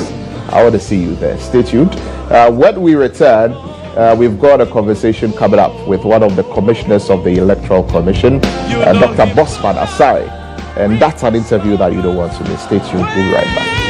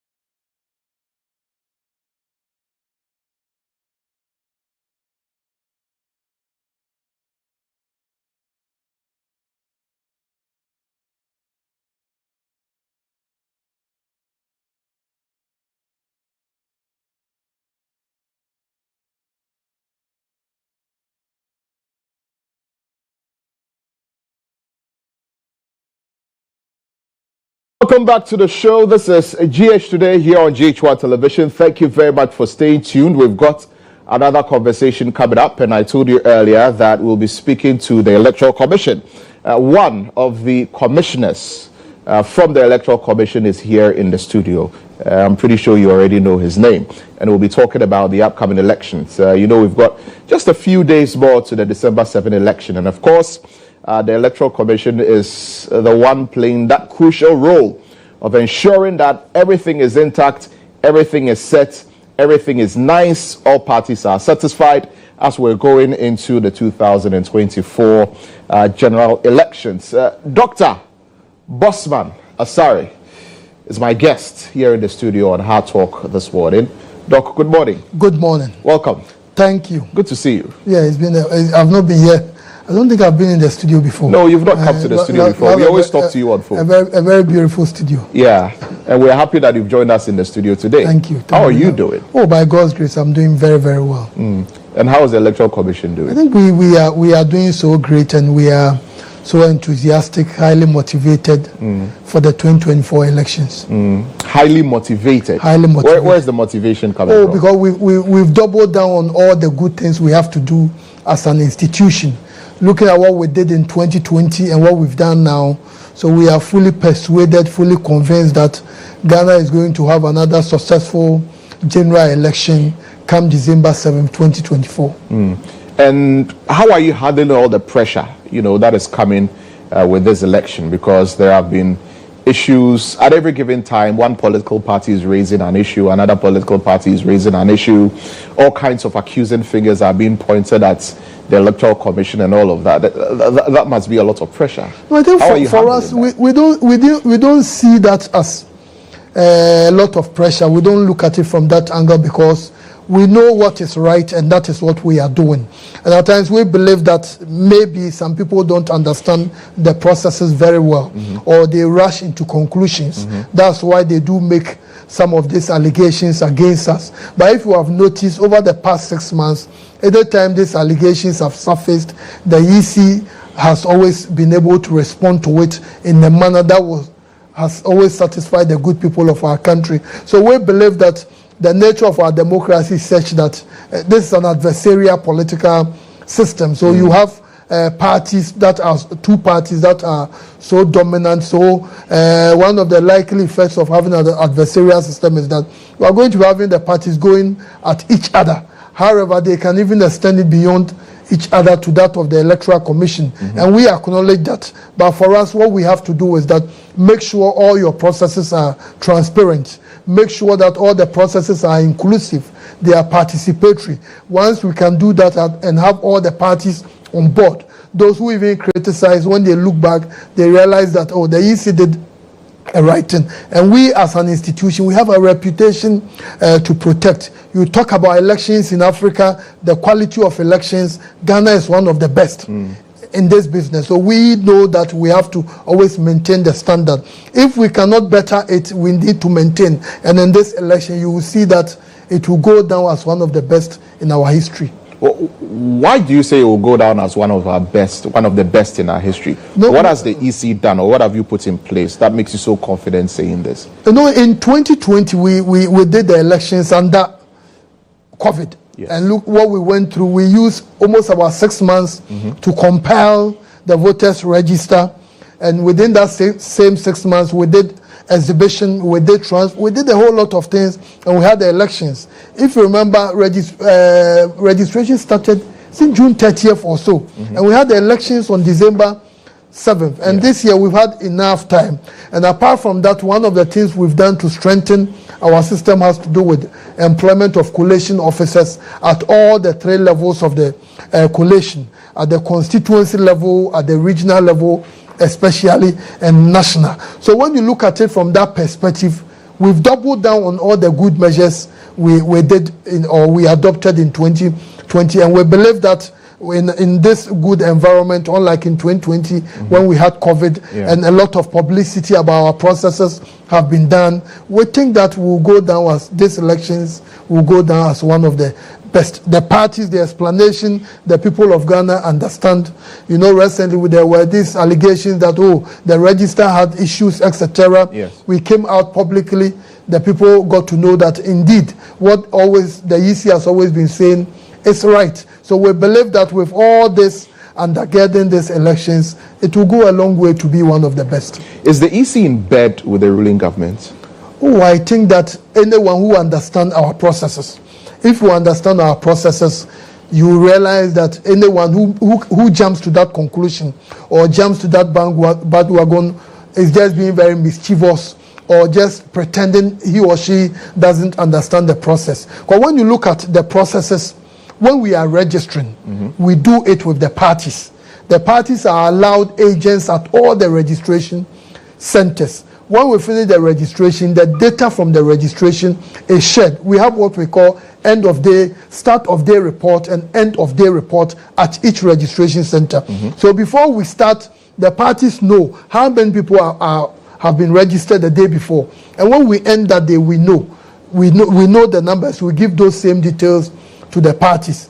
Everything we are doing, we do with the political party. So anyone who makes that conclusion or makes that assertion that, the EC is in bed with the government, then clearly the person has just decided not to understand the process. Because when you engage your media friends and the media, you look at all the processes the EC deploys. Currently, printing of ballots a chunk has been completed and some few are ongoing. You ask the political parties at the printing houses, not almost all the printing houses, the parties have at least 2 agents there who are working there. When we are transporting some of the parties complained that previously with the printing of the ballots, for example, there were more than 2 agents. There are about 3 or 4 agents that were allowed to monitor every single process, and the EC has decided that just 2 agents will be allowed, and that is not nearly enough to be able to monitor the process properly to see if anything untoward is being done. When the EC says 2 agents, what we actually mean is that at each point in time, 2 agents must be in the printing house, monitoring the process. But you can also have 2 or 4 on standby. In case these people leave the printing houses, then these people can take over. Don't forget that the party, we are working with 13. Now we have 12 political parties, including independent candidates. So the independent candidates are 4. Those representing political parties as candidates are 8. So if you have 2 from each political party, that alone is 24. Apart from that, we are going to have security personnel from the NIB and other Ghana Police Service and other security agencies. And the EC is also supposed to have about 8 officials whose job is to check and make sure that all the things or all the printing has been done properly. So that's what we do. And the parties can testify that everything we do it in tandem with them. Recently, the NDC was not happy that the EC didn't provide them with summary statistics. Before the register was handed over, there was a pen drive that you gave to them. They returned the pen drive. They were demanding for the statistics.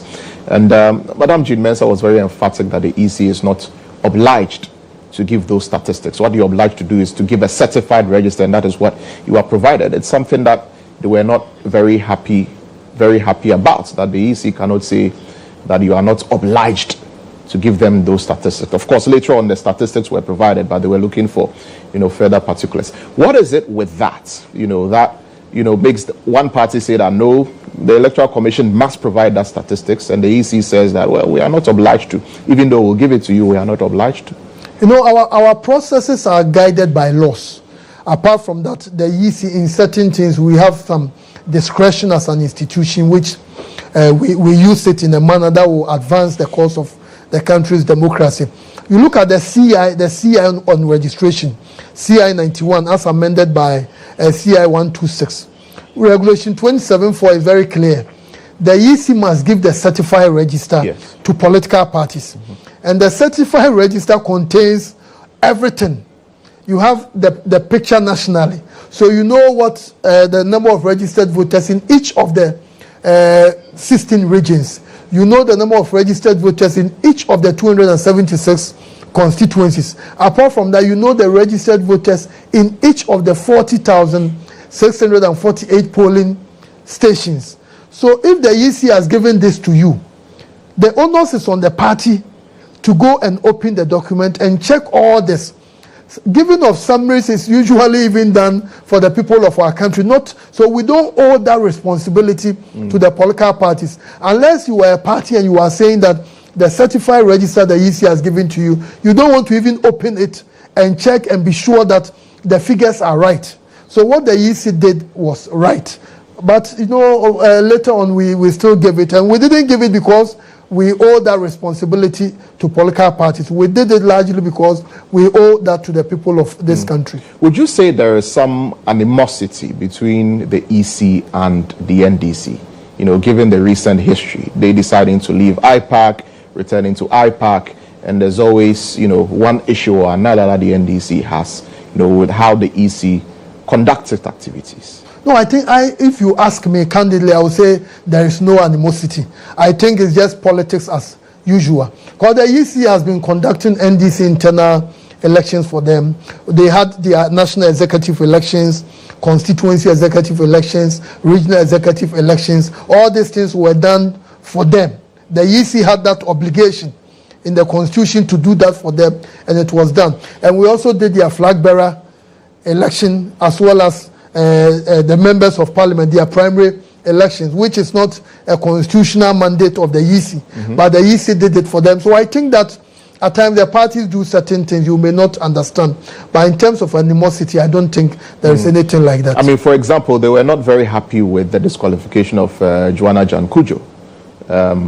And they felt that with that particular, instance, it was a clear indication that the EC didn't want a candidate who was potentially going to win the election for the NDC to contest, in that constituency. No, I know for that issue in Amenfi Central, if you engage NDC lawyers and those who understand the legal process. I'm not a lawyer. Yes. Those who understand the legal process, they will tell you that probably the party made a mistake. There was an injunction. If you have been injuncted not to present yourself as a candidate or as a party, your job was to make sure that that injunction was removed. So the EC said that once this particular candidate has been injuncted, we cannot recognize that person as such. The injunction, the EC was part of that particular process. Those who filed the injunction, they added the EC onto it. So if we had accepted that person as a candidate for the parliamentary election at that particular time, it will mean the EC will be going against the laws of our country. And we have made it very clear. A judge of the High Court has ruled that a person should not be on the ballot. A person cannot present him or herself as a candidate. And the EC going against that, that will amount to the EC being in contempt of court. So I believe we did the right thing. And with the processes that has transpired so far, I know the NDC will confess to you that what the EC did was right. Is she back on the ballot now? No, based on the EC's position has always been that she was disqualified because of the injunction. So once the injunction has been removed, the commission will take the necessary action. So will she be put back on the ballot? No, once the injunction has been removed, the road has been paved for her to be on the ballot. So she will be on the ballot? No, that's why I said once the injunction has been removed. Right. The injunction is no longer in force. All right. So recently also we understand the EC destroyed some ballot papers because there were some errors. So some ballot papers have been shredded and burned. What happened? Now, what happened? One of our printing houses, when they are doing the printing, they do print the ballots. Then later on they will add the serial numbers, and those serial numbers in all the printing houses, they are automatically generated. And in this particular printing house, they had the problem with the machine that would generate the serial numbers. So they were doing that manually for the two regions. Right. And the process was going on very well. So we thought they would be able to survey the situation to ensure that it will match up with the automatic generation. But along the line, our team noticed that there were still some gaps.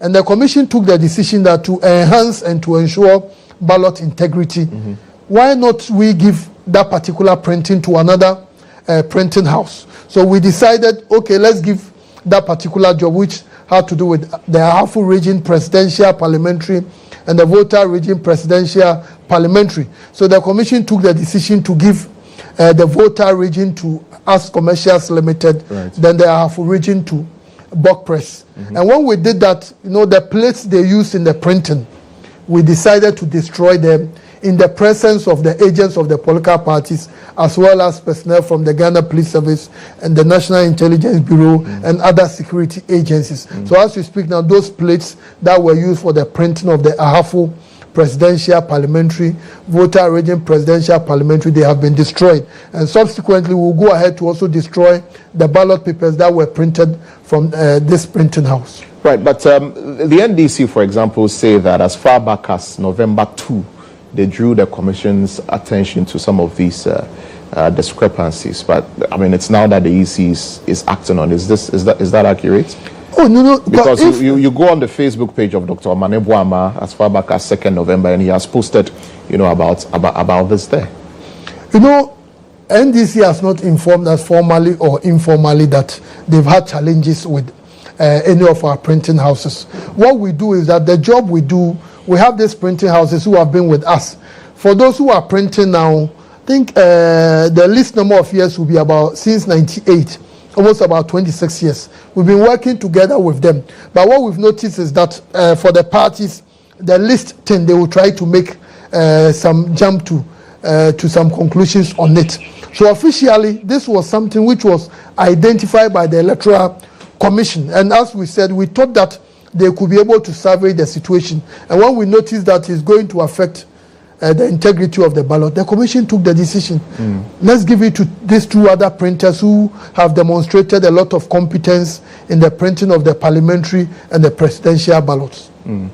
So, as it stands now, there is no problem in that regard, and the EC is taking the necessary steps. There is no problem, and we had a meeting with the parties, I think, on Friday, and we explained to them why we have taken this particular decision. And from the meeting, you could see that all the parties were very, very satisfied. The EC's main concern is to ensure the integrity of the elections, and whatever is proper, whatever is necessary, whatever is needful to be done to ensure the integrity of the process, the EC is going to do that. We care about the country's democracy. We believe that elections are so important, so everything the EC must do to ensure the integrity of the process, to ensure that all the parties are very, very much satisfied with the process. That is what we are going to do. And it's one of the reasons why we took that decision, that to ensure ballot integrity, let's engage other printing houses to do this work for us.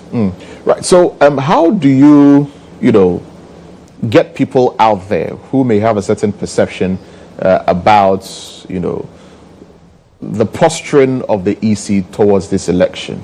People who may be sympathetic towards one political party or another may have a certain problem towards the posturing, seemingly, of the Electoral Commission.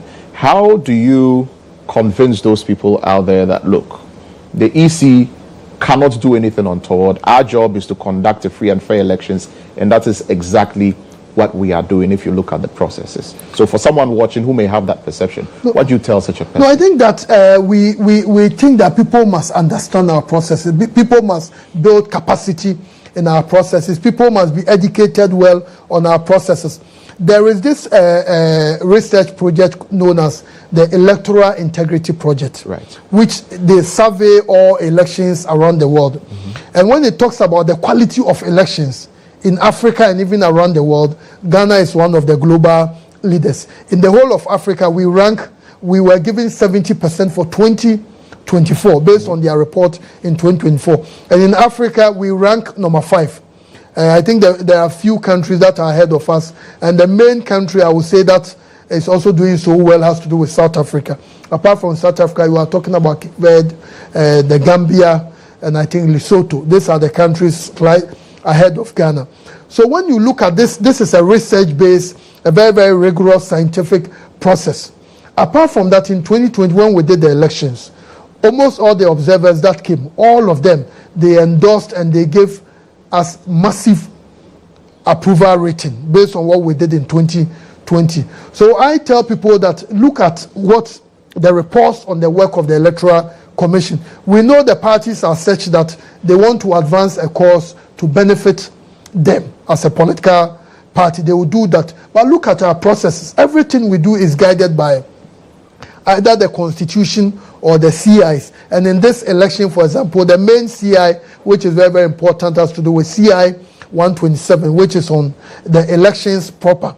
So everything we do is guided by law. So I think that regardless of the political party you support, make sure that you educate yourself very well as far as the EC's activities are concerned. Because once you get to know the activities very well, you get to know the processes very well, you realize that all these things the parties are saying, they are completely the opposite of reality. For example, recently when we did our IPAC, we started going public with our IPAC, you realize that many people say, so this thing is like this and this is the picture we were getting.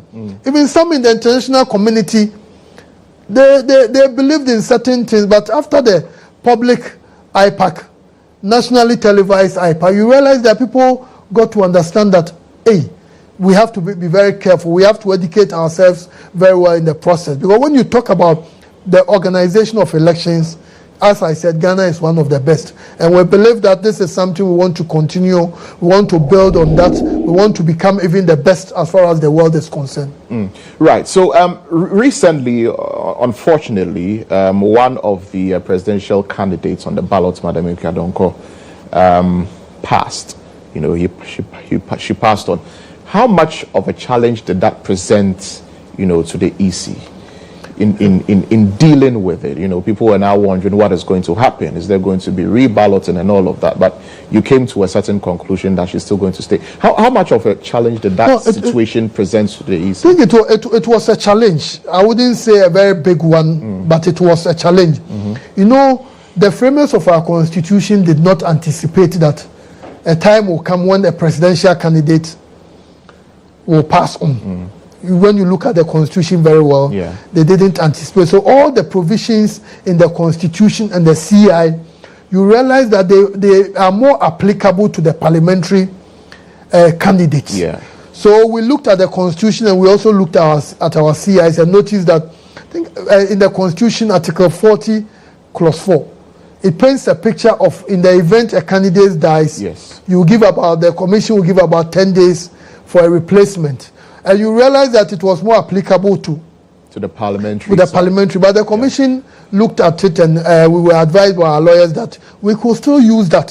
So the commission took the decision that in the interest of fairness, to still advance the frontiers of our democracy, why not give the Ghana Freedom Party an opportunity within the same 10 days to present another candidate, which we did. Unfortunately, that candidate, after filing the nomination, did not succeed. So we had to convene an emergency meeting with the political parties and the independent candidates contesting the elections. Their representatives came. And in that particular meeting, we told them that the candidate of the GFP did not succeed. But at the time Madam Donko passed on, we had printed over 90% of the presidential ballot. So we explained it to the parties that in the interest of time, because time was not on our side, you had already printed about over 90%. Why not to maintain the ballots as it was, so that we'll continue with the process? And we know Madam Donko is no longer one of the candidates. So the commission will go out there to do the public education that there are 12 candidates. Unfortunately, on the ballot, they are 13, but one of them is not a candidate. Once you vote for that particular person, your ballot will not count. It will be annulled. So we had that discussion with the parties, and generally there was broad acceptance, and we had to move on with that. Was there any contemplation at any given time for there to be perhaps a reballoting? No, the commission the commission never considered that. The commission thought that having printed over 90%, and when you look at the CI, one of the regulations states that in the event there is an election, and one of the candidates on the eve of the elections, after the ballots have been printed, and one of the candidates decides that he or she is opting out of the elections, the CI says that that person's details will still be on the ballot, although the person has opted out. So we thought that the law also makes room for that. So what is the advice to people when they go to the ballots as far as the ballot sheet is concerned, the presidential ballot sheet is concerned? Madam Donko's name will be there. Yes. it will not be blacked out or anything like that. Yeah, then it will be there. It will be there as the third on the ballot. But what we are saying is that she is no longer a candidate for the presidential election. She's no longer a candidate. So when you go, there are 12 candidates. Number 1, number 2, 4, 5, 6, 7, 8, 9, 10, 11, 12. And I believe that if you really love Madam Ekwe-Adonko, this is not the time to show the love. The time to show the love when the funeral and all the other activities for her departure are being done. Make sure that you go there and support the family. But this time, she is not one of the candidates for the 2024 presidential election. So when you go there and you are going to vote at your polling station, there are 12 candidates. Ensure that you select one of them. So if you vote for Madam Ekwe-Adonko, it means your vote will not be counted. It will be annulled. It will turn out to become a rejected ballot. You know, people are wondering how she got onto the ballot sheet in the first place. People have asked questions. How was Madam Ekwe-Adonko able to get onto the ballot sheet, and people like Bernard Mona and other candidates were disqualified? No, I think that people must build capacity in our processes very well. The laws are very clear that to qualify as a candidate for president, the main requirement is that you must be a Ghanaian. And after being a Ghanaian, you must be a registered voter. You must be at least 40 years. And we know Madam Ekwe-Adonko is, before her demise, she was more than 40 years old. So she met the requirement. And the commission has certain rules to follow. You must fill some forms. And in the filling of the forms, you must provide certain documentation like your tax clearance. You must have 2 persons in each of the administrative districts of the country endorsing you. So regardless of your level of education, you can engage people to go and do that work for you. The commission hasn't specified that you must be the one doing the commission says that you must fill the nomination forms and bring it to us. So regardless of your level of education, if you don't do it well, the commission will disqualify you. And all those who were disqualified, there were problems with their forms. So if somebody says, why did she get onto the ballot? The person doesn't understand our processes. There were about 24 people who filed. And out of the 24, 13 were deemed to have satisfied the requirements. All the others were disqualified. They didn't meet the requirement. So if anyone stands somewhere and say, oh, why did Mr. Mona, why did this person didn't qualify? Because of their level of, the person doesn't understand our processes. I mean, some of them are of the opinion that if you found any discrepancies with signatures or anything like that, you would afford them the opportunity to correct those mistakes rather than just outrightly disqualifying. We didn't outrightly disqualify them. There are certain mistakes when you make, we will give you the chance to correct them. But if those are very criminal in nature, we don't give you the chance to correct that. That one, the commission will disqualify you. So all those who were disqualified, they were given the opportunity to correct the ones that were deemed to be correctable. Apart from that, the others, if they were criminal in nature, the commission will not give you that opportunity. So there was no favoritism That's whatsoever. why the law allows the processes. As for favoritism, the point is that we have 4 independent candidates. Yes. I know Mr. Chiramatin, Ms. Nana Kwambedi. I think there's one Mr. Chumberima. And then Kofi Kurante. Kofi Kurante. Yeah. No, Mr. Kurante was disqualified in 2020. And he went back to the drawing board and did everything right. So all those who qualified, they went through the process, they did everything right. Right. Now, with the upcoming elections, one of the arguably most famous quotes, is that elections are won at the polling stations. What does that mean? Well, what it actually means is that the basis of the declaration of the presidential election, the basis of the declaration of the parliamentary election, they all come from the polling station. Because the parliamentary election, for the parliamentary elections, for each constituency, the collation center, the constituency is where everything will be terminated at. So let's take a constituency like Kaswa. The district is Awutu Senya East. Awutu Senya East has over 300 polling stations. The results from all the polling stations are what we are going to be putting together. Results from all the polling stations, we'll put them together. Then we declare the winner of the parliamentary election in Ewutu Senya, in Kasua. You go to Afutu Winneba, we do the same. So when we say the elections are won over there, what it actually means is that the exact numbers you get at each polling station, that's what we are going to put together. And for the presidential, the whole of Ghana is one constituency, but we've divided the country into polling stations, into constituencies in that manner. So what we are going to do come December 7th is that all the results from the 40,648 polling stations, plus the 328 or so special voting centers, those are the results from the polling station we are going to put together. So if you are a party or an institution that can put together all the polling station results from all the 40,900 and something, the ones for December 7th and the special voting day, you can put them together. You know whether you are winning or you are not winning. So that's the reason why at the polling station, we ensure all candidates, make sure your agents are there. And for the MPP and the NDC, because they are contesting all the parliamentary elections and they are contesting the presidential election, at each polling station, we are going to have at least 2 agents of the MPP, 2 agents of the NDC at each of the polling stations. So if your agents work very well, they need to ensure that all the processes are very clear. Now, if even your agents are not there, the EC officials there, the presiding officer, and the others who are there, they have been trained to ensure that they protect the integrity of the process. Is there any way they can be compromised? Because there are people who believe that some of these agents can be compromised. The agents of the parties? Yes.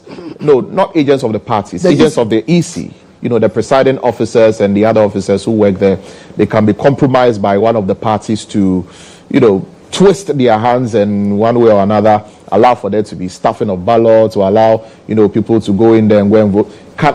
What is the nature of the training in order to prevent that kind of thing? I think Ghana has gone far beyond that. The training we give them is such that you make any mistake which is criminal in nature, we'll take legal action against you. We'll make sure we'll hand you over to the police and the necessary prosecution will take place. Beyond that, at the polling station, we have 13 presidential candidates. We believe that a chunk of them are going to have their agents at all these polling stations. Beyond that, observers are allowed. Observers are allowed at the polling station to go and observe the process. And citizens, after they have voted, they can stand somewhere and observe the process. And you, the official of the EC, you dare make any mistake against the law, as I said, we are going to deal with you. And we also expect that the parties are going to train their agents in such a way that they will also observe and monitor the process. So it's the reason why when you get to the polling station, the agents sit at vantage point to see the process, so that if the presiding officer or any of the EC's officers are doing anything untoward, they call them to order. And don't forget that at each polling station, there are security personnel also over there to ensure the integrity of the process.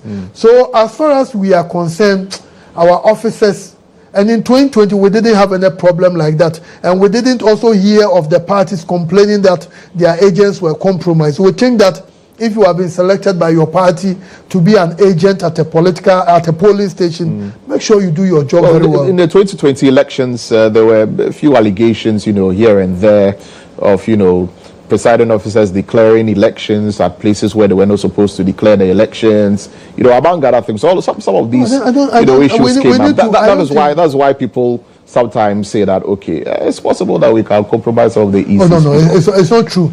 It's not true, because the processes are such that the parties, observers, everyone is deeply involved. And during the counting, all the agents are around, the citizens are also around. So if these things cannot happen now, I doubt how, with the processes we have deployed. The returning officers are also there. Others, the district officers are all there to ensure the integrity of the process. And even at the collation centers, we have the parties have their agents for presidential, for parliamentary.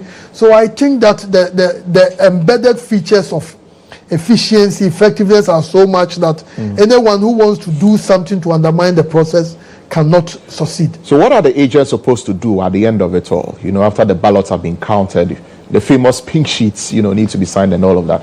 What are the agents supposed to do? Before the poll will start, the presiding officer is supposed to fill certain things. Yes. In the presence of all the agents. Yes. And when we finish they do that. The agents are supposed to sign off on the results. Because the counting is done in the full glare of the public and even the media, who are the observers, and even citizens who will be at the polling station to observe. So, as agent, your job is to ensure that what is declared rejected is actually rejected. If there are problems, you are allowed to raise it in the presence of all the other agents. So your job is to ensure the integrity of the process. And the commission has trained its officials to embrace that. The agents are there to ensure that you do things right. And we have recruited as a presiding officer, your job is to do everything right. And don't forget that we have this verification device. Yes. And that device ensures that we know the total number of people who have voted. So if even you staff the ballots, the ballot box, and the machine says that only 200 people have voted, then there is a problem there. So it's not possible. How many people do manual verification? Manual in 2020, out of the almost 13.5 million people who voted, we had manual verification of almost about 11,000. So in all, over 99.9% went through electronic verification. Right. And even to go through the manual verification, your name must be in the voters register, your picture must be there. All those around must indeed confirm that you are the one there before you go through the manual. So the manual is not, but when you go, we use first, it must be your fingerprints. Yes. Then your face. If those things don't work, that's when we go to the manual.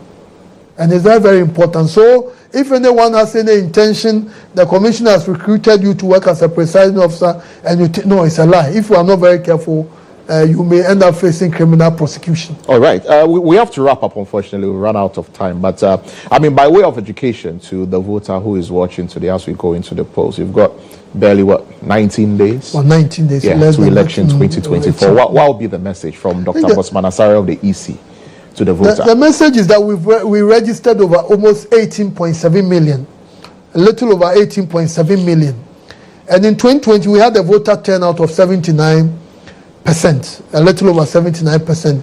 This year, we are working hard to even do more than that. So the Electoral Commission would like to encourage all Ghanaians who are registered voters that come December 7th, they should all go to their constituencies and to their specific polling stations and go and exercise the franchise. And when they go there, they are going to vote. When they are issued with the ballot papers, they must make sure at the back of the ballot paper, the EC stamp is there. It's very, very important, because if the stamp is not there, it will not count. So once you go to the polling station, you are given first the presidential ballot, check the back and be sure that the EC stamp is there. The same applies to the parliamentary. And I also want to say that in conclusion that election is about a contest of ideas. The party, the candidates you like, just go out there and vote for them. Encourage people to go out there and exercise the franchise. It's not about fighting. It's not about conflict. Let's go and do it. At the end of the day, the people, Ghanaians want them to become members of parliament. They will go out there and serve. Those Ghanaians want, the person Ghanaians want him or her to become the president, those people will also go ahead and serve. So let's do it in a very civil way, in a very peaceful way. And once we do that, Ghana will chalk another success as a beacon of democracy. Very well, Dr. Bosman Asare. I wish we had more time, unfortunately. No, we'll make another time. Yes, definitely. We would love to have you in the studio again. Thank you very much. My pleasure. For joining us here on Hard Talk on GHOne Television. Thank you. That has been our conversation with Dr. Bosman Asare, one of the commissioners of the Electoral Commission. It's been an engaging conversation. And do stay tuned. When we return, we've got more to come up here on GH Today. We'll be right back.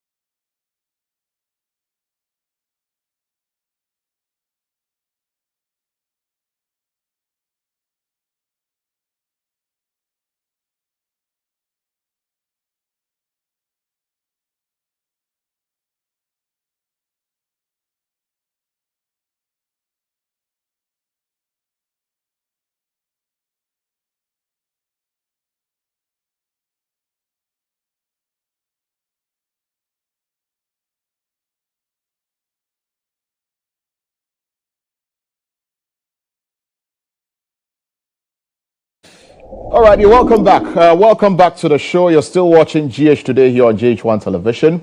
We've got another conversation coming up. We've got a conversation with a budding musician here in the studio, of course. He's one who does a lot of Afrobeat music, and we always love to see a musician doing Afrobeats join us in the studio to talk about his music and the influences of his music and all of that and everything in between. So my guest in the studio is none other than Ken Dixon. Good morning to you. Good morning. Welcome. Yeah, thank How are you doing? I'm fine. Great to have you here in the studio. Yeah, amazing. I appreciate it. So, I mean, right before we came on the air, you were telling me about, a song that you recently did. It's called Oringo. Yeah, Oringo. Tell us about that song. How did it come about? What is it about? So, before Oringo, I had Enjoyment. So, Right. Before Enjoyment, I had Slow. So basically, there are songs that talks about the environment, what's happening in my environment, situation whereby, regardless of whatever you're going through, you should have a reason to be happy. So it's like a happy song, yeah, so, a happy vibe. Yeah, right. I tell a bit of my story, and then I still infuse the happy moment. The sounds as well. We get you nodding your head or dancing. Yeah. So you said it tells a bit about your story. What's your story? How did music come to you? Music came to me. My story is basically what's happening around me. That's what my story is. So sometimes I could not be so happy, but for some reason I have to be happy. I don't have to let it get to me. Maybe the circumstance of the environment, the economy, the stuff, and sometimes it could not be me, it could be people around me.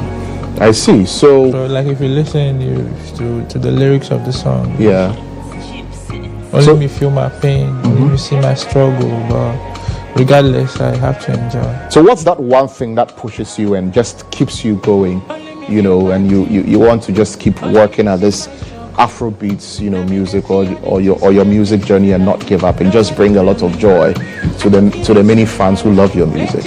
Exactly, you just said what the push is like. The push is the joy, the appreciation, the message. So that's the push. We see like you have a message to pass to people. You have people that you're making happy, that are already appreciating you. So it's just like religion. You try to win more souls. So that's how it is. So what excites you the most about being a musician? What excites you the most about it? What do you love the most about doing music? I like the part that people dance at my song and they are happy.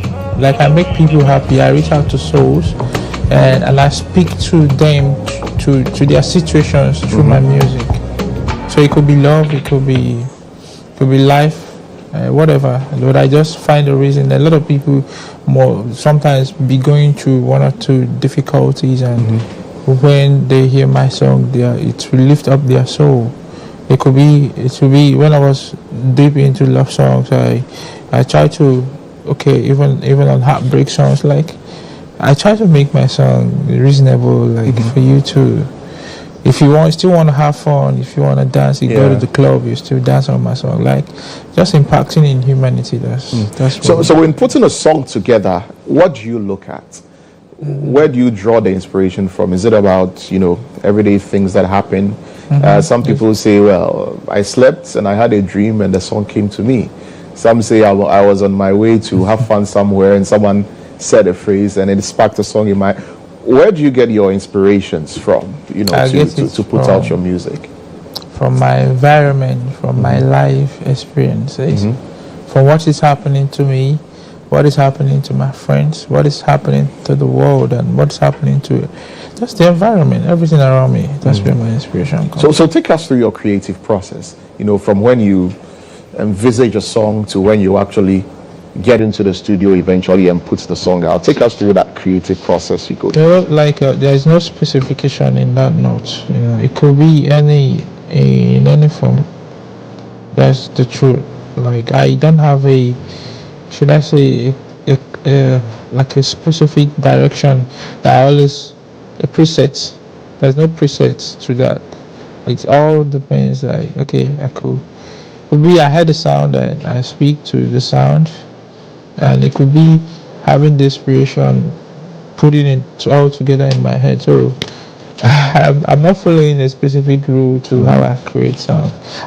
What I do basically, I make sure that my sounds are good, good quality engineering, mixing, mastering, quality message, and that's the most important to me. Not the process of making. Not the process, so the quality of the music, the beats and all of that. That's what's the message. The message. My composition is important to me. So, but then the process, how it would come about is, I don't know, honestly. It just comes anyhow, any way it comes. Yeah. It just comes and you do it. So let's talk about what brings you to Ghana from Nigeria. Yeah, I had gigs and I had people I'm meant to link up with, and then I decided to merge it with my new single, The Push, as well. So the new single is what you're pushing, and you had a bit of a number of performances. Yeah, but how has that been going? It's been going fine. It's not just about the new single though, but I have a lot of Ghana listeners from my statistics and demand. So I decided, okay, since we are getting this buzz, it's not better like the people know that I'm part of them. I be Ghana match. So just to another avenue to reach out to say hi to my people. Right. So I mean, comparing the Ghana music scene to the Nigerian music scene, what would you say is there a big difference? To me, that's I don't see no difference, because they are different audience but similar. So things that is happening in the only difference is that we are more populated. It's obvious. So the same way we have more competition in Nigeria than Ghana. So the competition is as a result of the population. So it will get you working. Yeah, I see a bit of contentment with the artist here, but over there we are not contented, because the moment you are relaxing, the next person is doing something exceptional. So you always have to be doing it. You always have to be walking up to beyond your expectations. Is there a dream collaboration that you're looking forward to?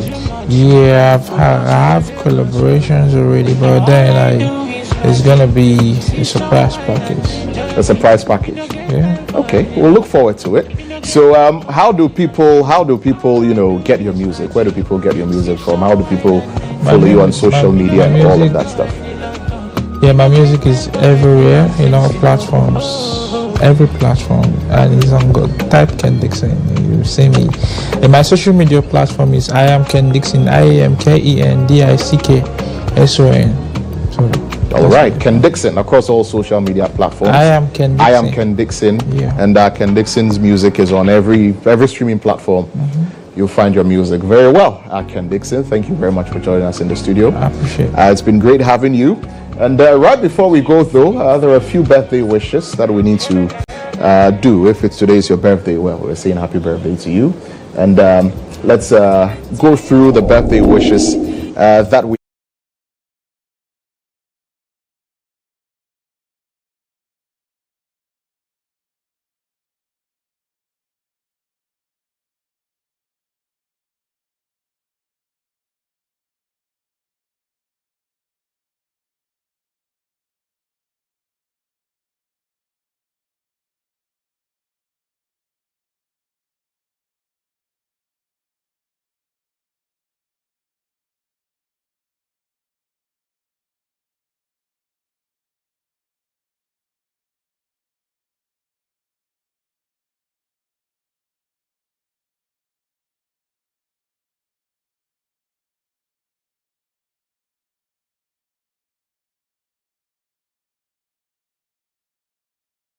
thank you very